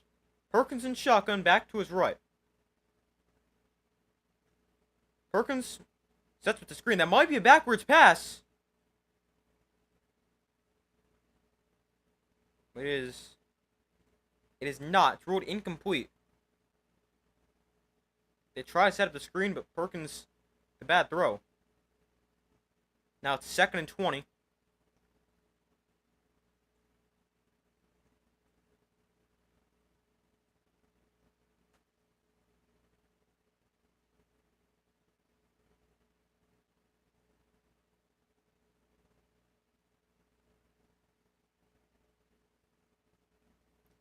Perkins throwing outside. That is called by Malik Turner. And Turner's out of bounds at the 35. That gets some there for the Panthers. Makes it a little bit more manageable of 3rd down, although still 3rd and very long.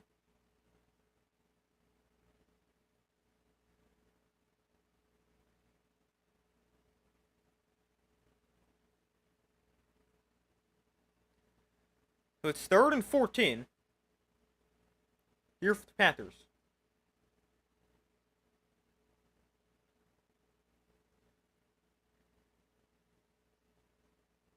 Perkins in shotgun, back to his right. They just get the snap off, the play clock winding down. Perkins has plenty of time. Now time runs out. Perkins rolls to his left. He's going to tuck it and keep himself. And Perkins going to cut back. And Perkins still on his feet. Breaking tackles. Perkins inside Stallion territory. Going to slide it to 35. What a run for Bryce Perkins. Perkins, he's got all kinds of time. Can't find anywhere to go with the ball. And then he tries to keep himself. And what a job by Perkins. I think the Stallions think he's going to head out of bounds. But he stays in bounds, then breaks tackles. And gets to the 35.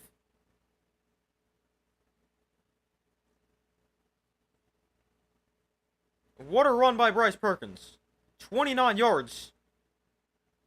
Puts the Panthers on the Stallions 35. Perkins hands off. Coburn has space and 6 yards. Nice run there on 1st down.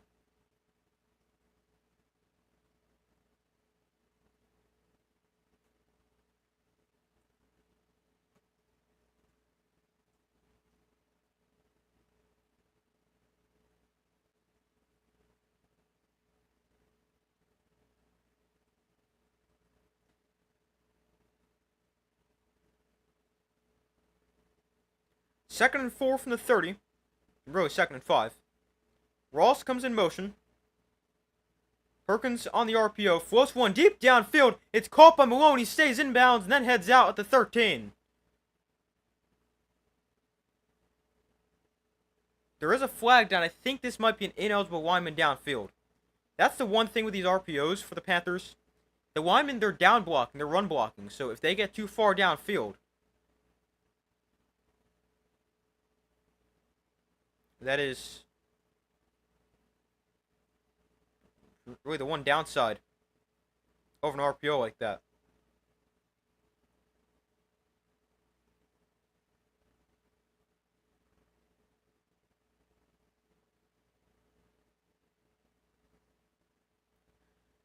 So it's 2nd and 10 after the penalty, which was an ineligible lineman downfield.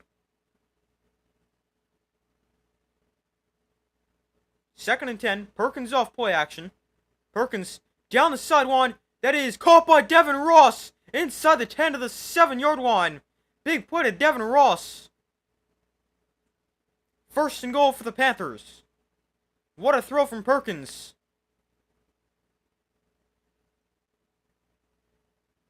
It's a wheel route from Devin Ross out the slot. A great throw for Perkins.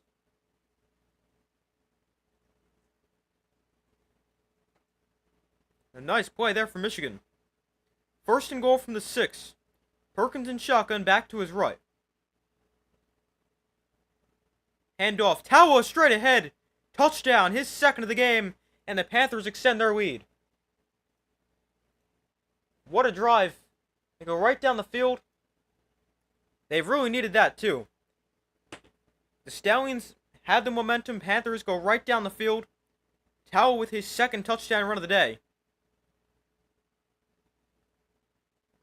8 plays, 72 yards, 5:35 off the clock.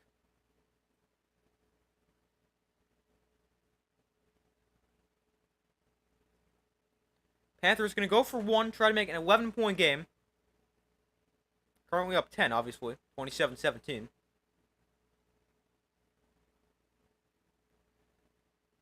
Malik Turner in motion. Perkins going to throw here. Going to float one back to the end zone. Caught! Jalen Moore. I don't know if he was the intended receiver, but he makes the catch. And it's 28-17.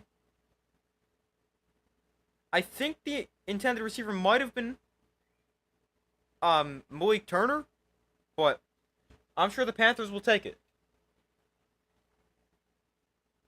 Because Moore, he seemed kind of like unsure if he should catch that or not. But he ends up making the catch, and it's an 11-point Panther lead. What a game.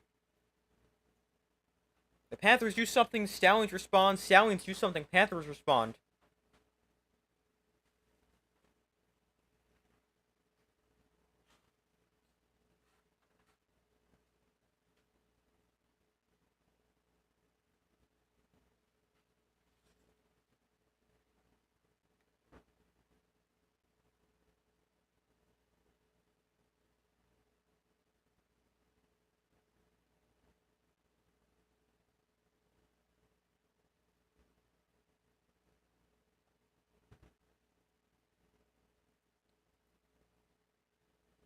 But it's now an 11-point lead for the Panthers. 28-17. Stallions going to get the ball back. Another great drive from Michigan. Perkins, he's having himself a really nice game. He's now 15 of 19 for 145 yards. He's got the 7 from 7.6 yards per attempt. Panthers, they've also run the ball a little bit more and more effectively. As the game is worn on a little bit. As a team, they're now up to 19 carries for 89 yards and 3 touchdowns. Tala's got 2. Perkins with 1. They're 4.7 yards a carry as a team.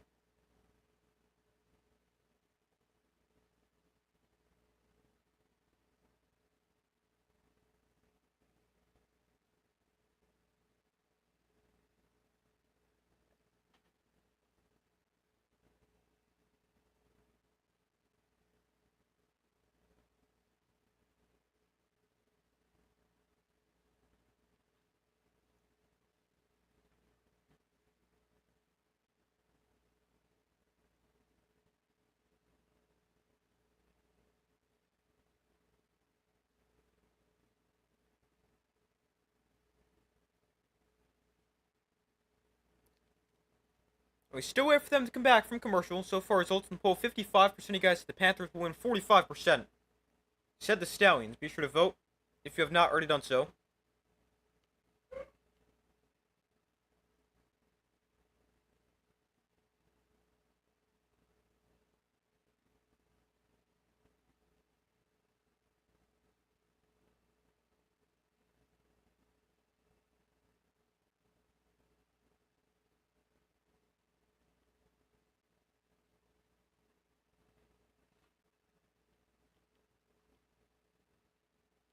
Hold on 1 second.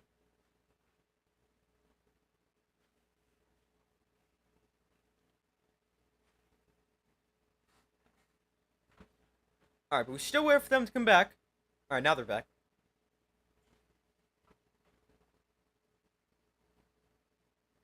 BT Potter to kick it away for the Panthers. Up by 11.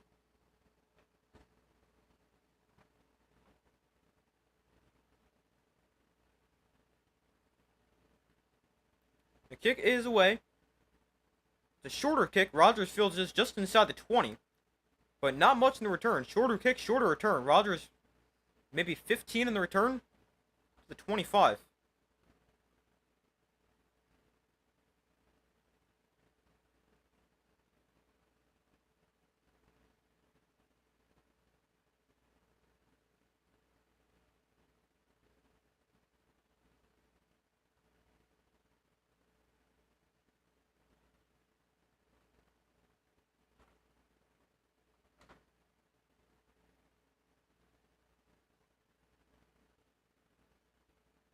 So 1st and 10 from the 32 here for the Stallions.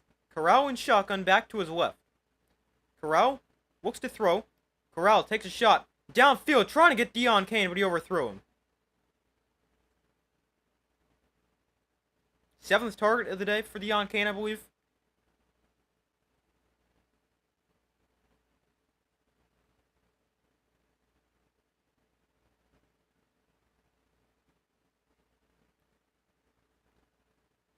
So 2nd and 10.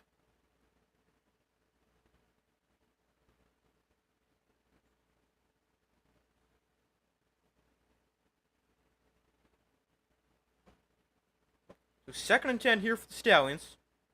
Corral, off play action, has time. Corral pump fakes, takes another deep shot, downfield, almost intercepted by Kai Nakua. Would have been his 2nd of the game. And Nakua's a little slow to get up after that one. Panthers brought 5. Stallions did a great job picking it up. And Corral decides to let it go deep, but it's underthrown and nearly intercepted.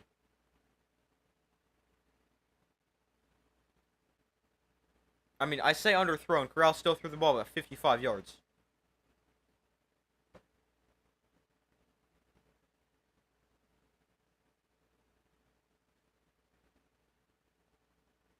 But it's now 3rd and 10. Prior to this, we got a timeout called.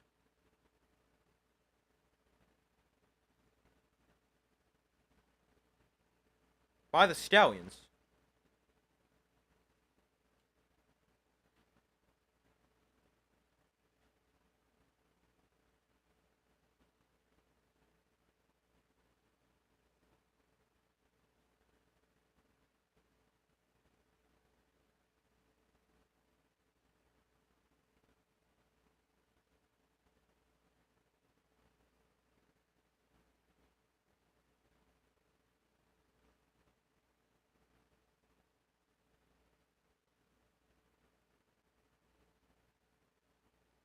So 3rd and 10 here for the Stallions.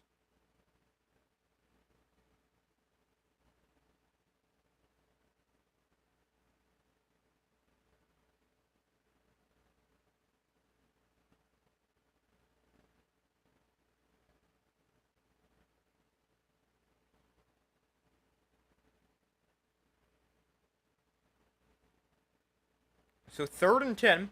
Empty backfield for Corral, who looked to throw. Corral pressured. Throwing outside, that is caught by the tight end Sternberger, but taken down short. Nice open field tackle by DJ Miller, and it brings up 4th down.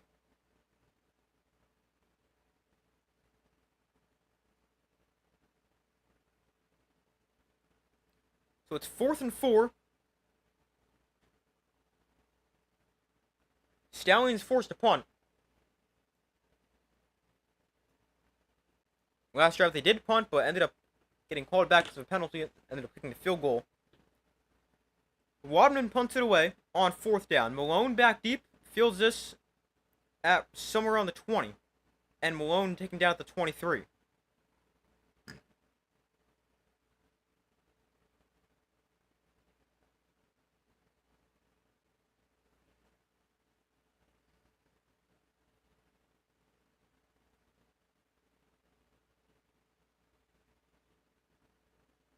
Malone obviously had a big return before, set up the game's first points with the big return.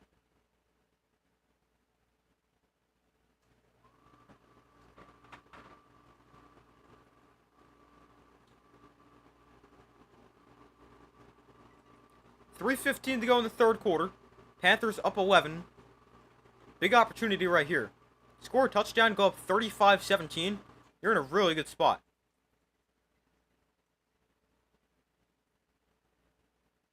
Perkins in shotgun back to his right. Perkins throws to the flat, dropped by Turner. And it's 2nd down. It's another one of their RPOs.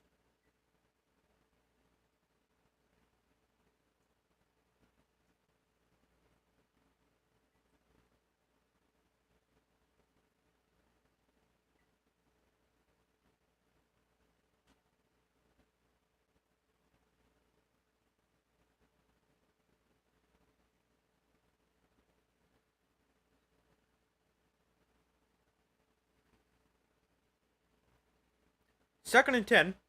Perkins looks to throw. Quickly, that is Malik Turner makes the catch. Turner breaking a tackle. Another one.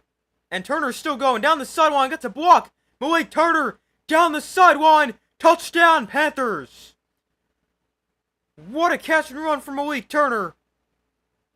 A huge play for the Panthers. 76 yards. And the Panthers are up 35-17 or 34-17, could be 35 after the extra point.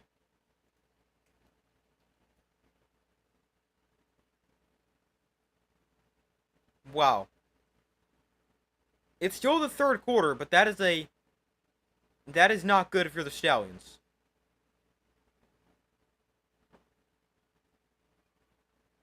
After that one, Turner 98 yards and a touchdown on 6 catches. 76-yard catch and run. Malik Turner. What a play.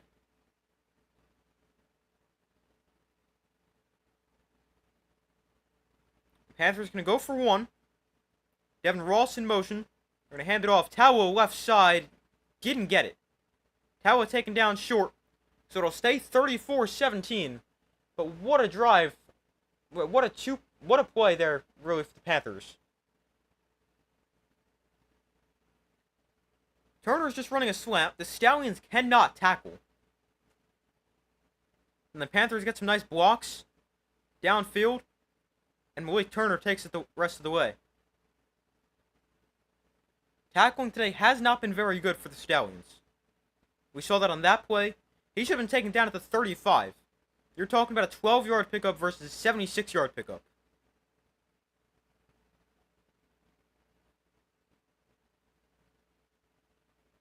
I mean, the Stallions, they got to do a better job of tackling.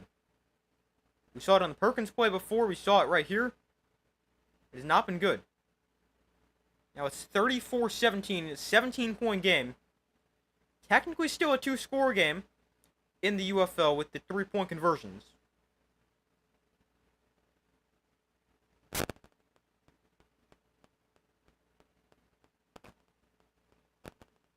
Now let's see how the Stallions respond. This kick goes out of bounds. I think that gives them the ball at midfield. That's not ideal for the Panthers.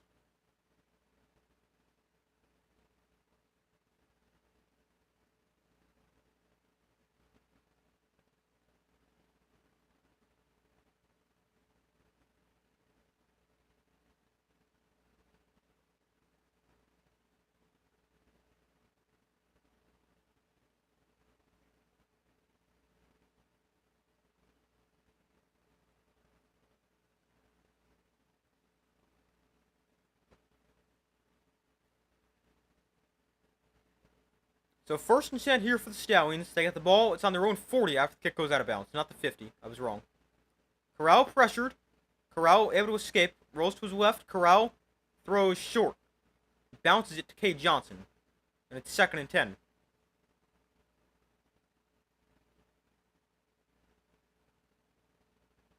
Corral in the first half, he was great when he came in, but he has not been great in the second half. He's 2 of 8 for 11 yards. And now really forced to throw the ball with the Stallions down 17.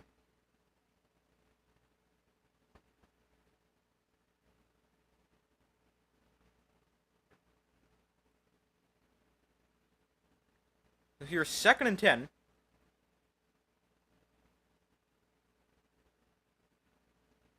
Flag comes in.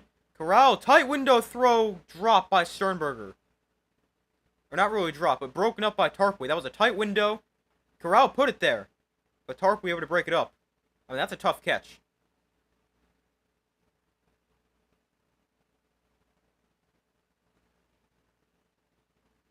Let's see what this flag is here. Came in roughly at the snap. Wonder if some kind of offsides or wiggle formation, something like that.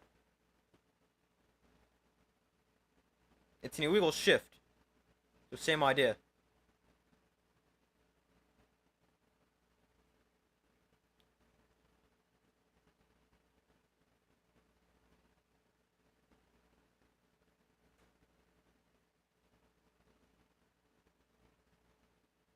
So it's second and 15.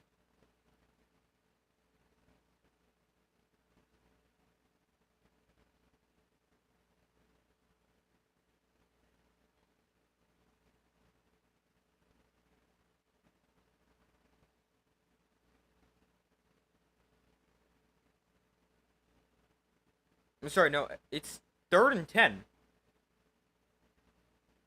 The Panthers declined the penalty.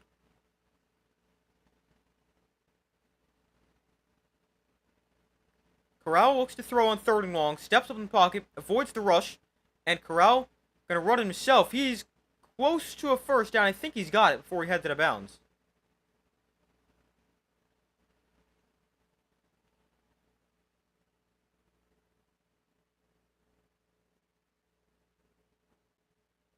So I think they gave it to him.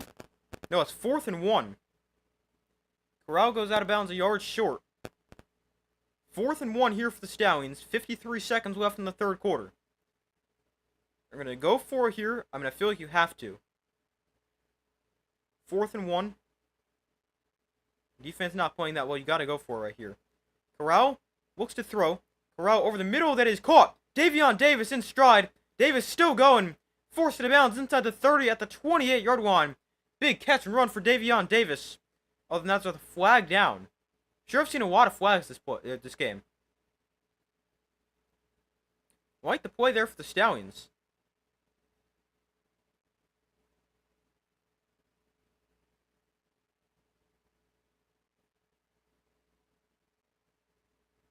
Oh, this might be a face mask on Davion Davis. Looks like he grabbed the face mask of Kai Nakua when he was getting tackled.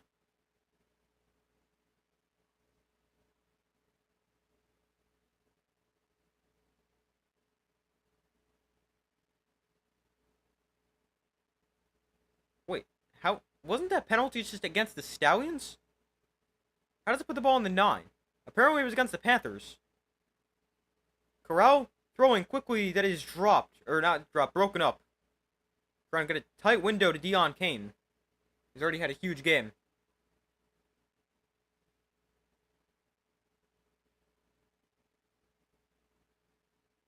Was right on the money. But broken up.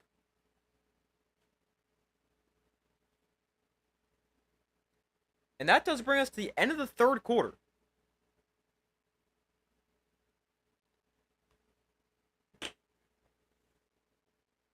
We head to the 4th quarter. Stallions with the ball, although down 34-17, but with the ball in the red zone, 2nd and goal. And the Stallions definitely not out of it.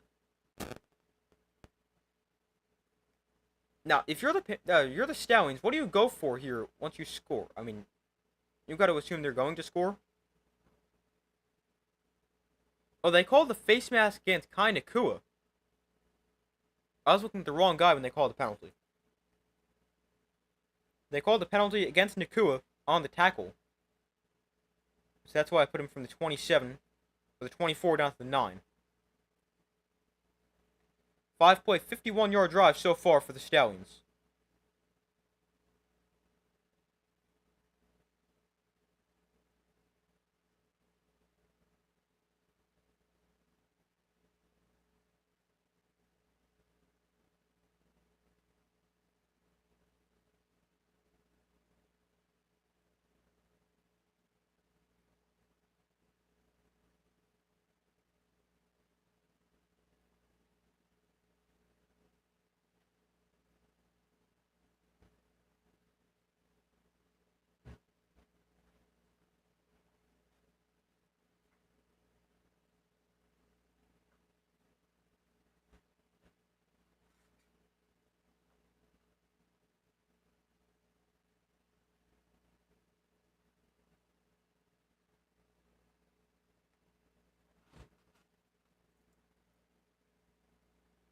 Hold on 1 second.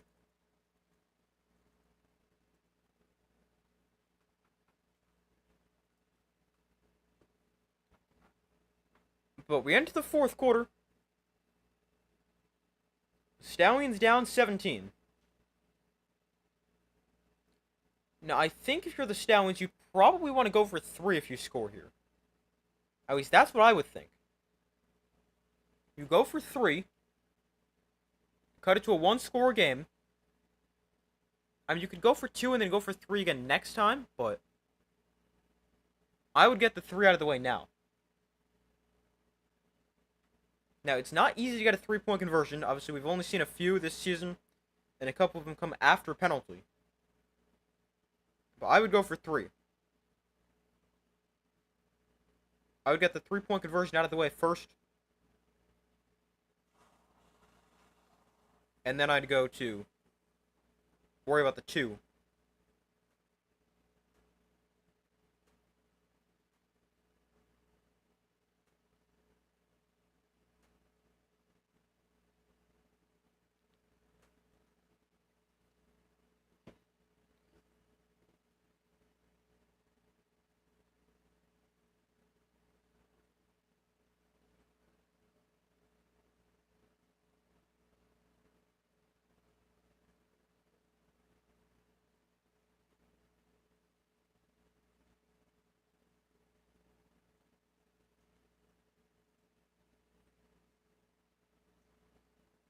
So the Stallions with the ball on the Panthers 9, 2nd and goal. Corral gonna run it here. Corral tripped up and down to the 2. 3rd and goal.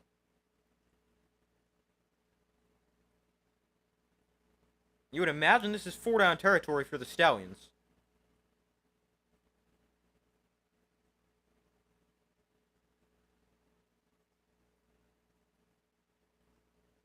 Third and goal. That's actually spotted in the 3. Corral in shotgun. Person to his right. Big play right here. Corral. Pump fakes. Floats one. Back of the end zone. Is that caught? Caught for a touchdown. Davion Davis makes the catch. A huge touchdown there for the Stallions. What a play. 3-yard touchdown catch. What a throw from Corral. Puts just enough air on it without putting too much.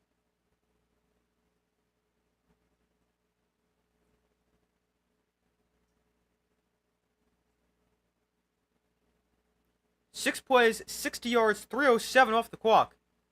What a drive for the Stallions. Boy, did they need that. Now let's see what they want to go with here for the conversion.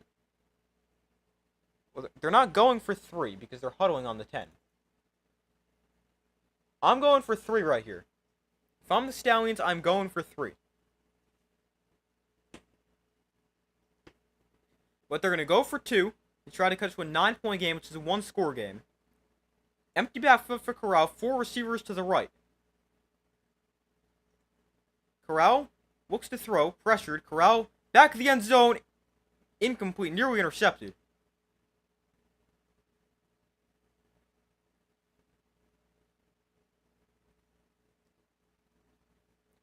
Nakua got hands on it, which could have been almost his 3rd pick.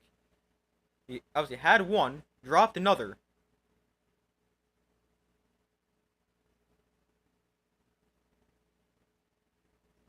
And that one had it knocked away by his own teammate.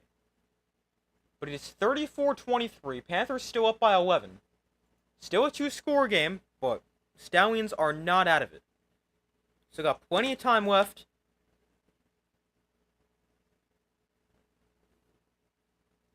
Only an 11-point game.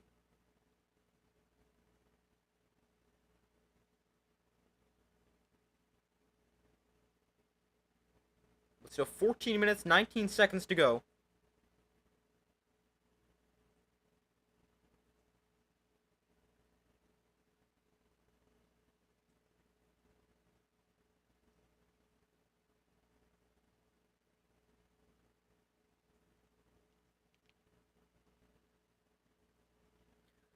So the Stallions kick off. Panthers get the ball back. Stallions defense needs to get a stop one of these times. Obviously. Here's Malone on the return. And he returns it to the 27. Decent return.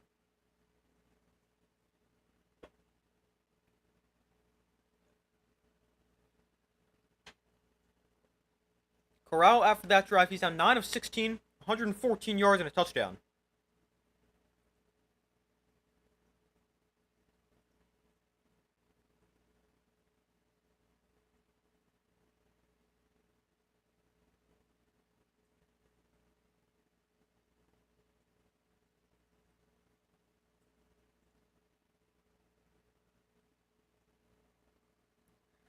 So 1st and 10 from the 26. Perkins in shotgun. Moore in motion. Perkins in the option. Throws to the outside. Jalen Moore. Oh, we lost the ball! No, it's incomplete, they're going to say. It's incomplete.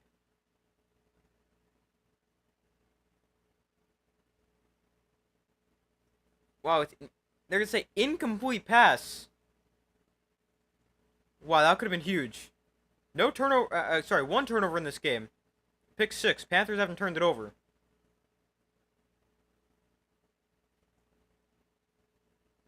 Let's see. Did he have it for that long? I don't know. He catches the ball, tucks it away, and goes to make a move. That might be a catch. Catch, tuck. I don't know. That might be a catch.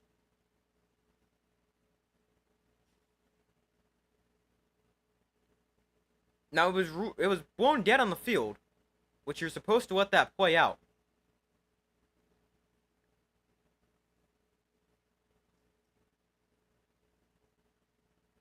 I think this should probably be a fumble. A clear recovery was made on the field by the Stallions.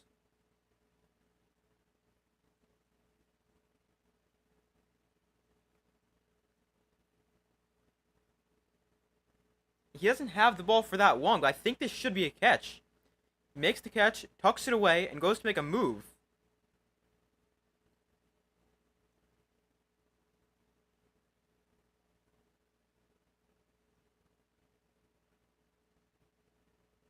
They're taking a look at this, obviously. They're going to say he's fulfilled the element of time for the catch. So it's going to be a catch and a fumble. Recovered by the Stallions.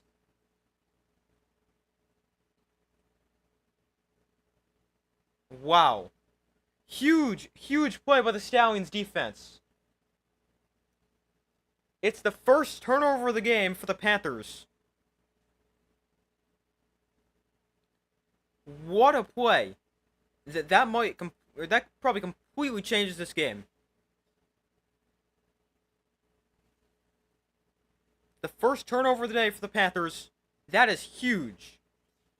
Still 14 minutes to go. Stallions down 11. You can cut it to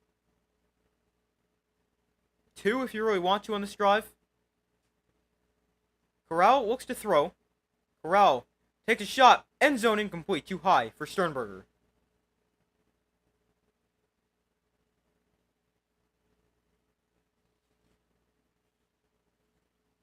Second and 10, 14 minutes to go. And what a game this has been. Even though it seems like the Panthers, they've always been in control, I mean, this has been a great game.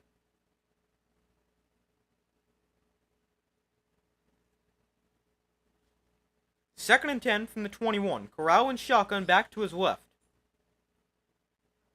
Corral looks to throw. Has time. Corral over the middle that is caught by Thomas. Tough catch. But makes the catch to the 4-yard line. First and goal, Stallions. Another great throw for Corral.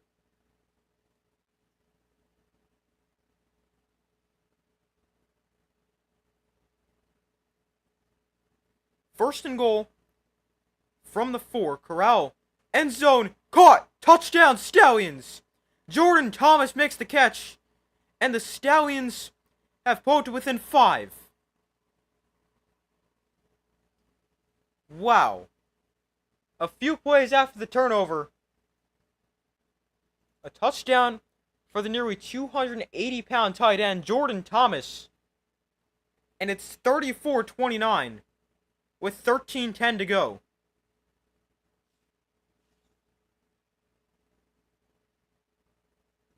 The Stallions are going to go for 2. That would cut it to a 3-point game. I definitely think that is the right decision. Thomas with his second touchdown catch of the day. He's got 3 catches, 39 yards, 2 scores. They're going for 2. Corral, empty backfield. Corral floats one. Wow, where was he throwing that?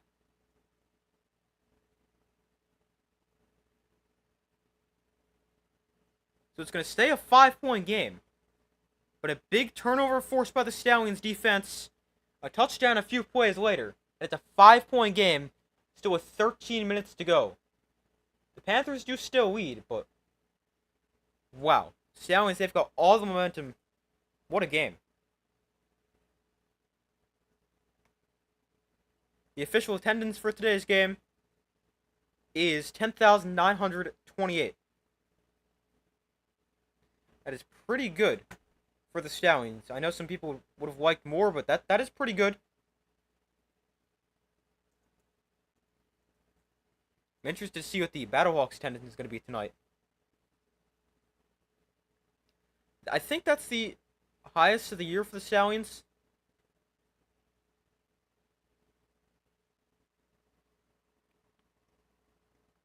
Let's see. Stallions. Yeah, that's the best of the season. Their previous best was 10,334, which came week 9 against the Panthers. Their season average is 8,794. It's the third time they've hit 10,000. It's the fifth time they've been over 9,000.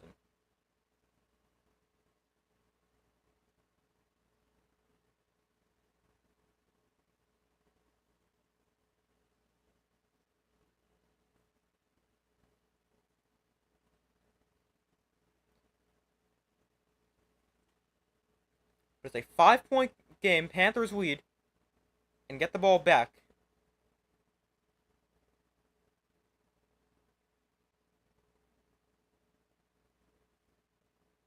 What a game. There's still plenty of time left, too. We've only got 20 minutes till the next game starts. I'm interested to see what the UFL does. Would they delay the next game from starting if this game's not over yet? I would assume so, but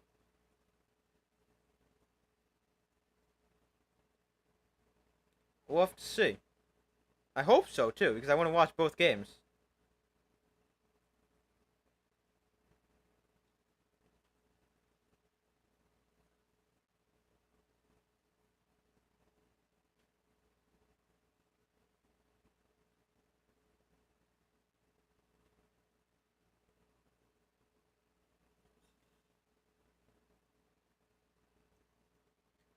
I've also got to eat dinner, but I'll probably just eat on the start of the next stream for the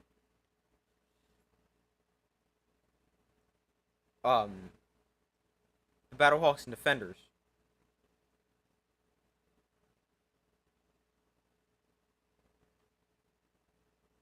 We still wait for them to come back from commercial.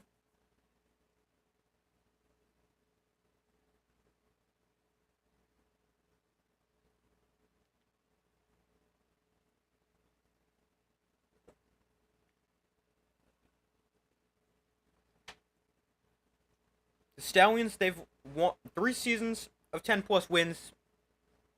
They're 7-0 against the champs, or against the Panthers, looking for their 4th consecutive championship. But down 5 here.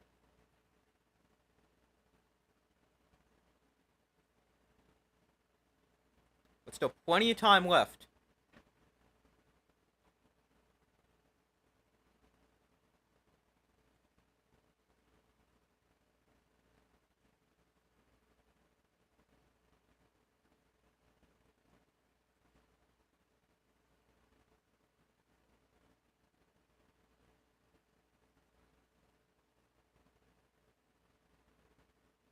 That's a line drive kick from Harrison Mevis. Fielded by D'Angelo Malone, and Malone's got... sorry, I don't know if it's D'Angelo Malone, but there's a different guy named Malone. Malone to the 36. D'Angelo Malone, a former Falcons edge rusher, played at Western Kentucky, I believe. I don't know why I thought of him. Xavier Malone is, I'm pretty sure what his name is. The Stallions with 12 points in the last minute 9. It's been a crazy game. Obviously, the winner moves on to the championship. So let's see what the Panthers can do here. For starters, I think they would like to hold on to the ball. 13:03 to go in the 4th quarter. Perkins in shotgun back to his right. Perkins on the option. Throws outside. Hicatini makes the catch. Knocked it out of bounds after a gain of 7.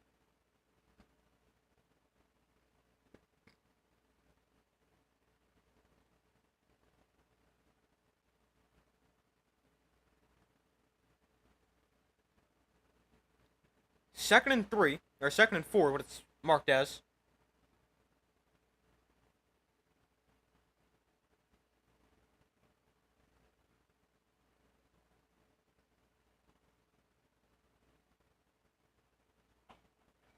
Perkins in shotgun, back to his left. Perkins going to look to throw once again. Perkins pressured. Rolls to his right. Perkins on the run. He's going to keep himself. That's a horse collar. Perkins dragged down. Horse collar tackle 15 yards. An automatic first down. Carlos Davis was the guy who dragged him down. Had a great year last year. Not quite as good this year, but still a pretty good season.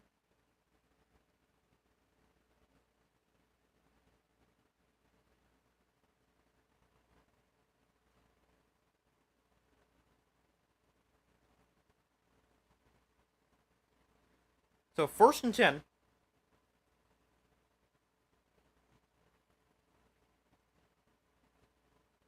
After the big penalty against Carlos Davis.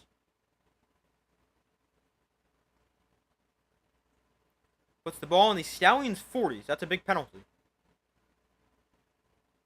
Perkins, hands off. Tawa straight ahead. Breaking tackles. Tawa dives down for a gain of 9.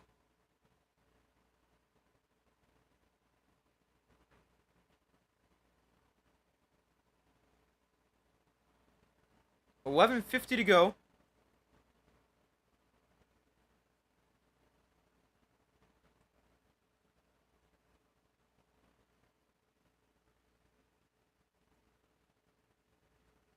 Second and 1.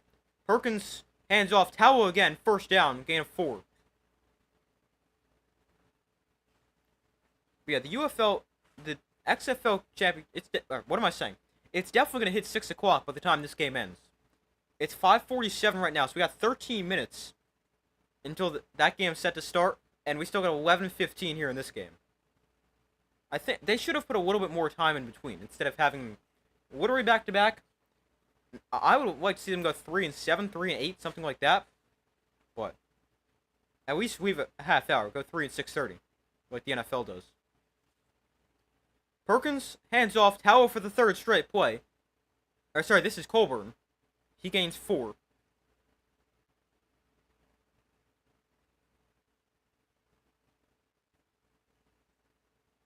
Second and 7.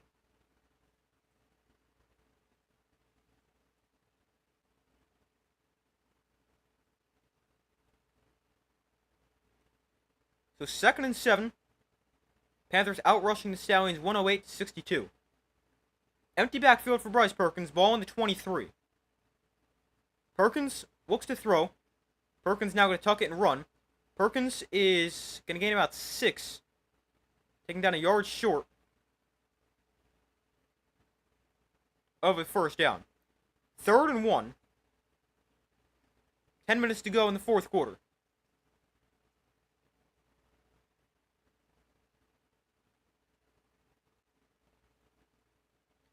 Perkins in shotgun. Tawa to his right. Here's the handoff. Tawa straight ahead. First down. To the 11-yard line before he's taken down. But a first down for the Panthers. And what a response drive this has been. Right when the Stallions, they've got all the momentum. A really nice looking drive here for the Panthers. Obviously, they got to finish this drive and get in the end zone. But they're looking quite good on this drive. 7 plays, 52 yards, 3:48 off the clock. Perkins in shotgun, Tawa to his right. Ball on the 11. Perkins, hands off. Tawa up middle, and Tawa runs somebody over.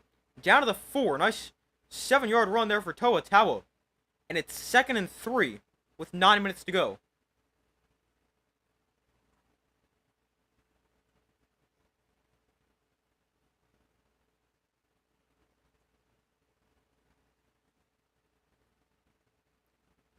So 2nd and 3, 8:45 to go. Ball on the 4, Perkins in shotgun, Tawa to his left. Now Tawa to his right.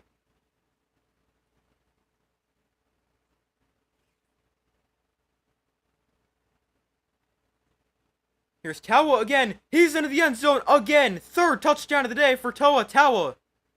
And the Panthers have hit 40. A 4-yard touchdown for Toa Tawa. And the Panthers back up by 11.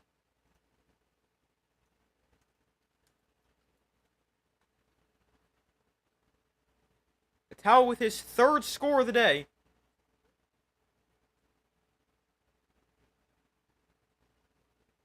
The fourth rushing touchdown of the day for the Panthers. Tawa's run it 17 times for 76 yards and 3 touchdowns. Panthers going to go for 1. Try to make it a 12-point game. Tawa gets it again, and he's into the end zone again. The conversion's good. 41-29. Panthers lead the Stallions. The Stallions' defense has not been good today. They've been one of the best in the league, so it's very surprising to see that.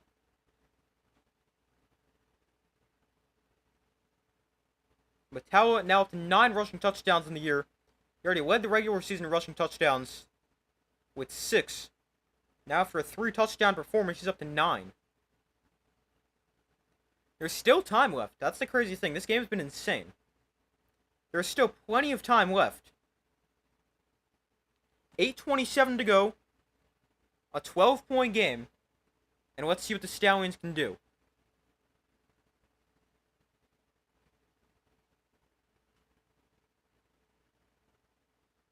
I have no idea if the UFL is going to delay the XFL Championship game. They should. And I hope they do. I have no idea.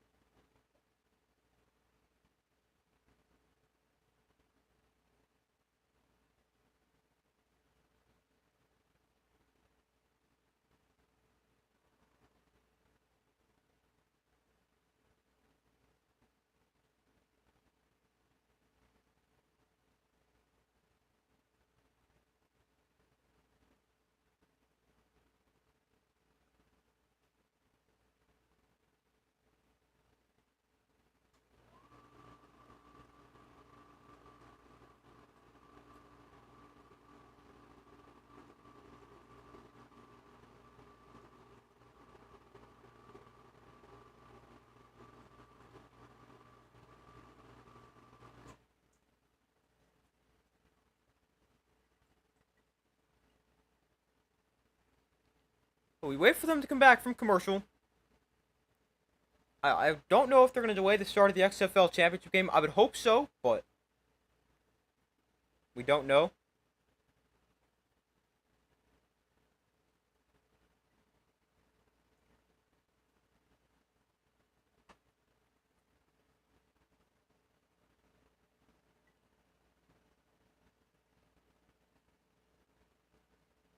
We still wait for them to come back from commercial. It's a 12-point game. The Stallions, their offense has played pretty well. I mean, they got 29 points. But their defense has not been very good.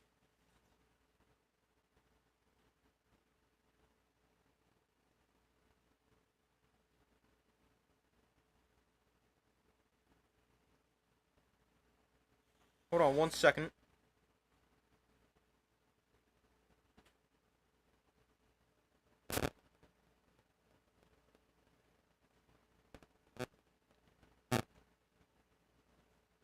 Alright. Now they're finally back from commercial.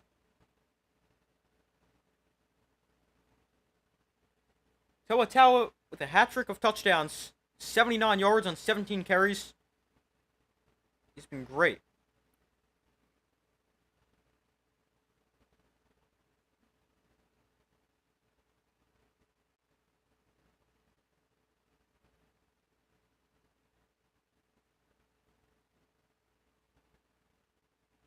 Tawa 29 yards in the first half on 3 yards a carry. 49 yards and 2 touchdowns in the second on 6.1 yards a carry. What a game. So the Stallions going to get the ball back.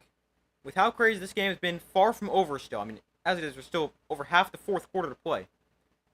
A rare touchback in the UFL as BT Potter kicks it out of the end zone.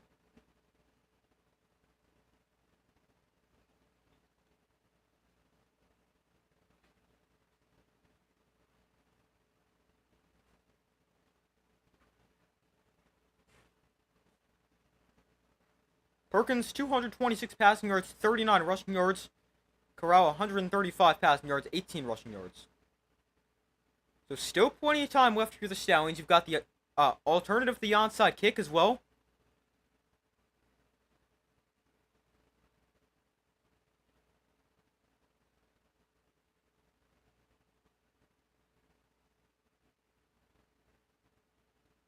Still possible for the Stallions. Not out of it.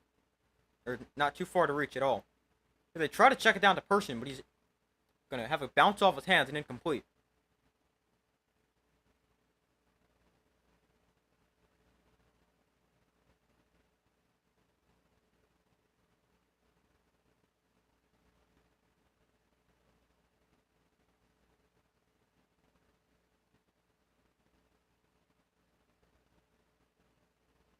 So it's 2nd and 10 after the incompletion.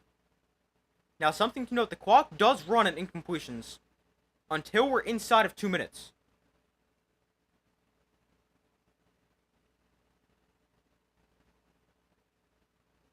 Oh, the clock has stopped. Oh, we injured Stallion lineman. Hopefully he's okay. Deontay Brown, their right guard, number 65, was injured. But the clock does run on incompletions until we're inside 2 minutes. That is something to note for teams trying to come back.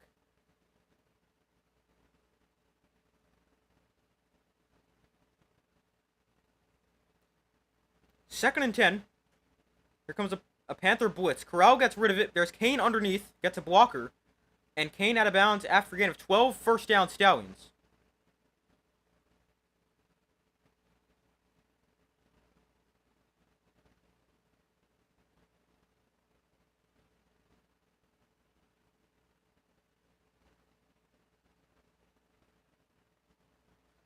So 1st and 10, 8 minutes to go. Ball on their own 47. Corral throws down. Oh, intercepted! Arnold Tarpley with the interception. His receiver fell down, and Tarpley returns it to the 38. A huge play by the Panthers defense. Wow.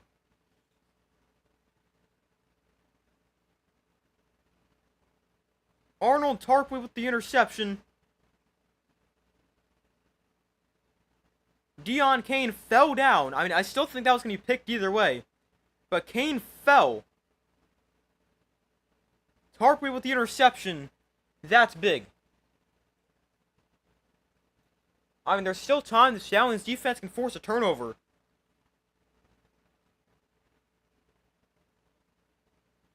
But points here for the Panthers probably end it.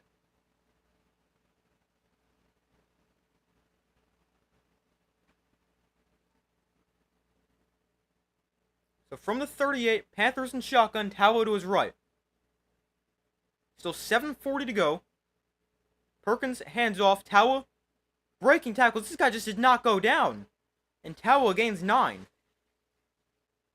He's had such a good game.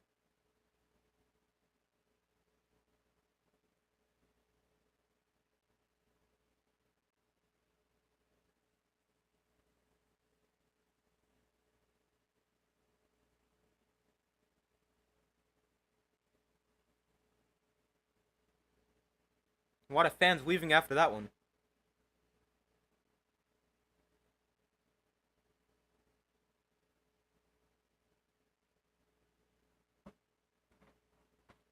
Here's Perkins on the RPO. Throw to the outside. Higatini makes the catch. Stays in bounds. And a first down for the Panthers.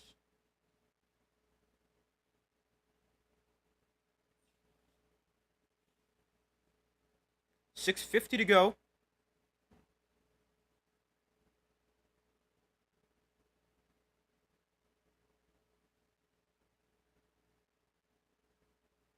If the Stallions can hold them to 3, it stays a 2-score game. Be a 15-point game.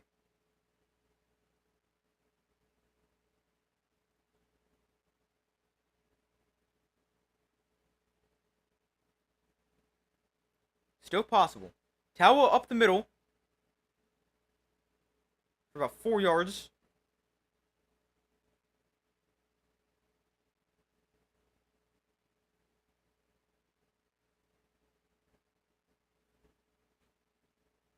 the champion or XFL Conference Championship game, Battlehawks Defenders, set to start right now.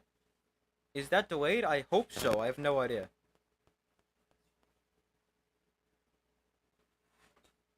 Second and 8. Perkins in shotgun. Tawa to his right. Moore comes in motion. Tawa up the middle. And again, not a ton. About 3 yards. Third and 5. This is a big opportunity right here for the Stallions. Must get a stop. That was like Matt Colburn who ran the ball. My bad. Panthers can take it a bit down to about 5 minutes before they snap it.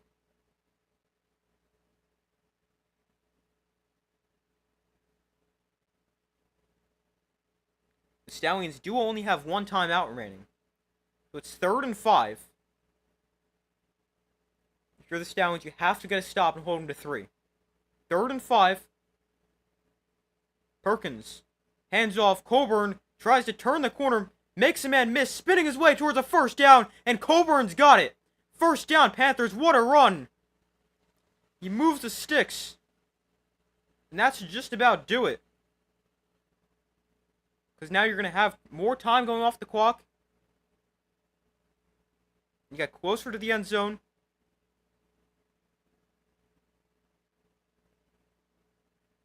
Wow.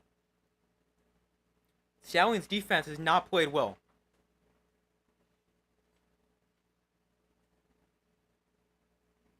There's still 4:20 to go. But now they got the ball on the 15. Perkins hands off. Colburn runs into his own lineman. And Colburn taken down for a loss. Loss 2 on the play. 2nd and 12. So 4:05 to go. Or I say only 4:05 to go, not still.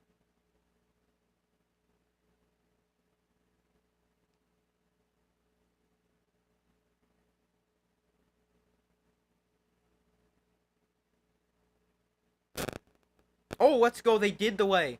They delayed kickoff of the championship game. It kicks off in 17 minutes. Oh, let's go. The XFL Championship has been delayed by about 20 minutes. Kick off at 6:20. Colburn, again, no gain. 3rd and 12. Again, it's still not over for the Stallions. I mean, I know it's a lot less likely now. But you get a stop right here. If you hold them to 3, it's a 15-point game. You can do that. Especially with the alternative to the onside kick. With the 4th and 12 from your own 28. It's definitely possible. Likely, maybe not, but possible, yes. 3rd and 12.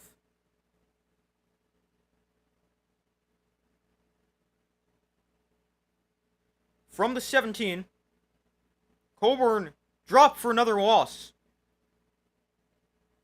It's going to be 4th and 13. DeMarcus Gates with a nice tackle for loss.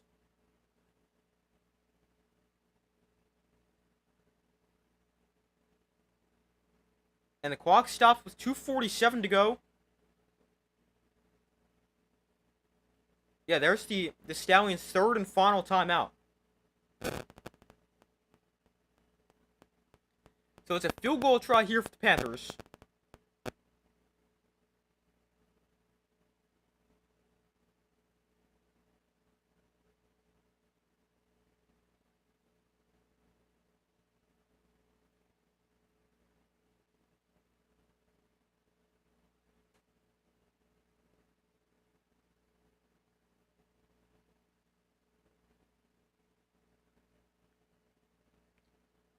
But the XFL Championship game has been delayed till 6:20. So you can watch the end of this.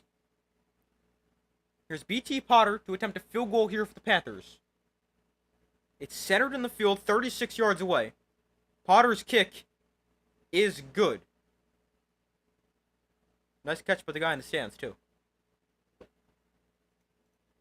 44-29. 15-point game.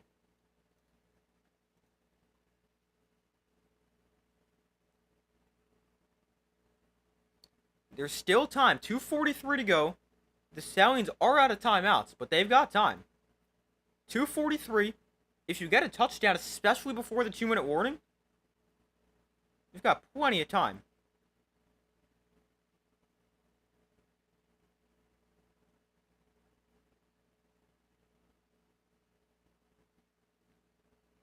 I mean, even if you score after the 2-minute warning, you still got a chance. The clock stops on first downs inside of 2 minutes. Temporarily, like college. You've got a chance if you're the Stallions.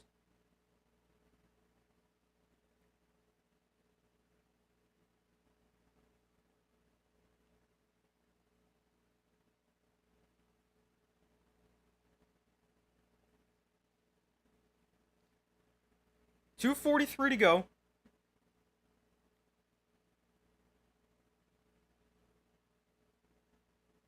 And another touchback. No, it's not a touchback. Rodgers thought it was. He thought it was going to bounce into the end zone, just kind of stuck at the 1. That's a mistake.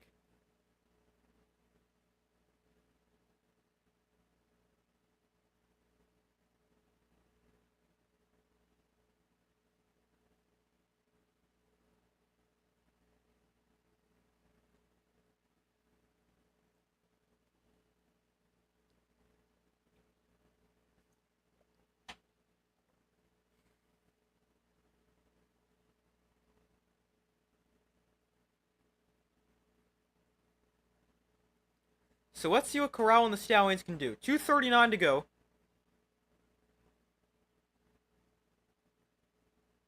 Bryce Perkins today, by the way, 230 yards and a touchdown. Also, 5 carries, 39 yards, and a rushing score.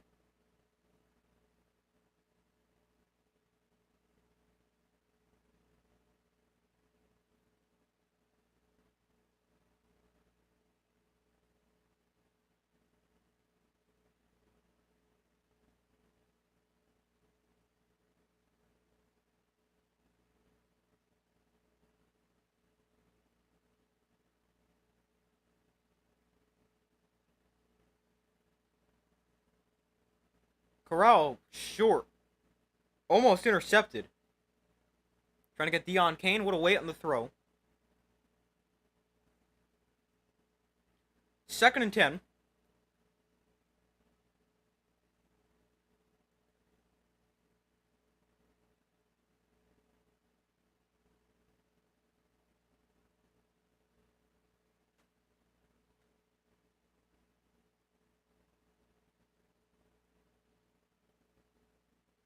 Corral looks to throw, pressured. Corral gets rid of it. That might be a fumble. I'm not sure. The Panthers are going to dive on it. I think Corral's going to try to say that was a pass.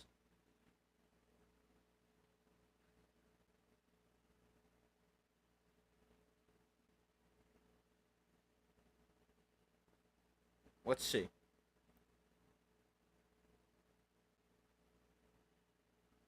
I mean, maybe? He's just trying to get rid of it.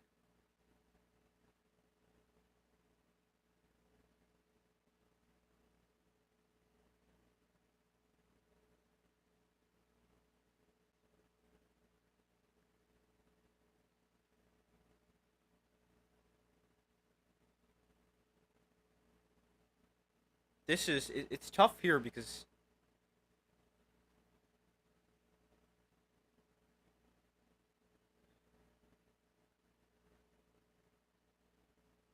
it like slips out of his hands. He doesn't really throw it.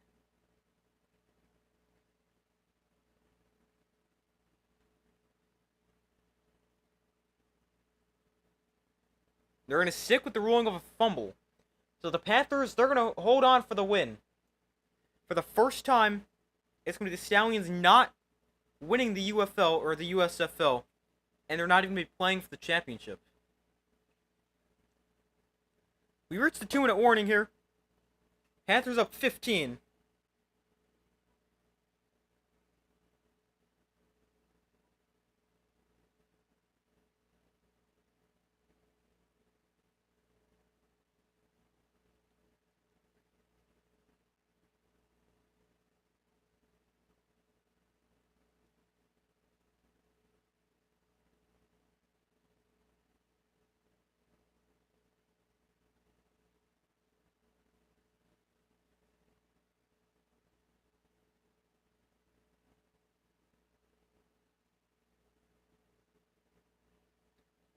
It's a 15-point game. We got 2 minutes left.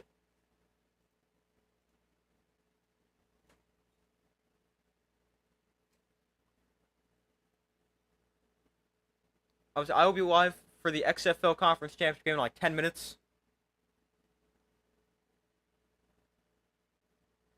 I gotta go get dinner.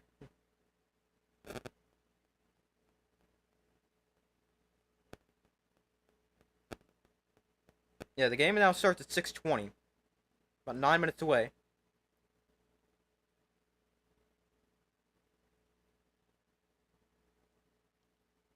But I'm gonna go in a second.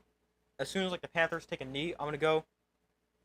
I mean, the Stallions, they're out of timeouts, so it's impossible for them to get the ball back. Well, maybe not impossible, but they can't do anything. I don't think. There's not enough time. But yeah, I'll be live in like 10 minutes for the XFL Championship game. But it's likely going to be the Panthers against either the Stallions, Panthers against the Battlehawks, or the Defenders. It's interesting. Panthers, they lost to the Battlehawks by 5, 32-27. That was one of the best games of the year.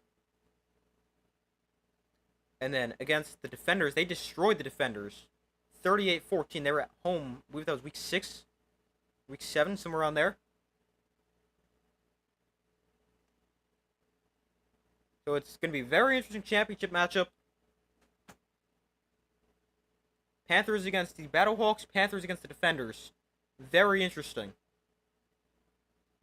Still wait for them to come back from commercial.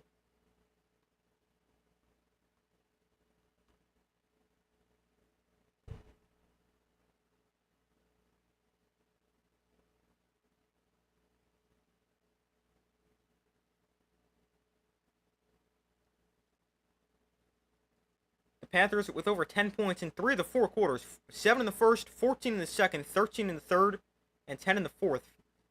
44-29 they lead. And the Panthers are going to beat the Stallions for the first time in the modern era. The Stallions are going to have a new champion for the first time. It's going to be the first time in the modern era the Stallions are in a league and don't win the championship.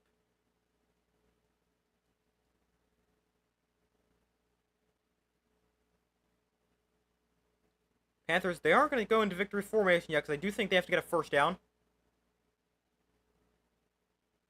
Here's another RPO. Hicatini. There's a first down. They do throw it there. Kind of surprising. There's a first down for the Panthers. And now they should be able to go victory formation.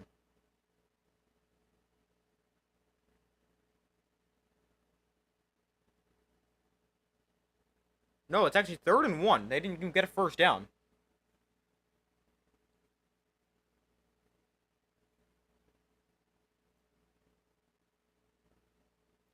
Third and 1 from the 29. Run up the middle. There's a first down. That's going to do it. Coburn moves the sticks. And the Michigan Panthers have won the USFL Conference Championship. You're going to be playing for the UFL title next Saturday. Obviously, I will be streaming that game as well.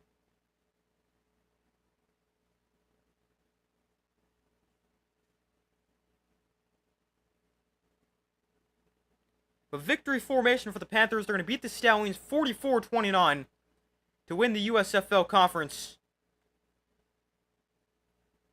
What a game by the Panthers. Stallions defense was awful today. And the Panthers beat the Stallions for the first time in the modern era. But yeah, I'm going to end this stream a little early, like right here, so I can go get ready for my next stream, get dinner ready, and I'll be live in probably like 10 minutes for the XFL Conference Championship game. So, thank you guys for watching this stream. Be sure to subscribe, and I will be back in roughly 10 minutes, probably a little less.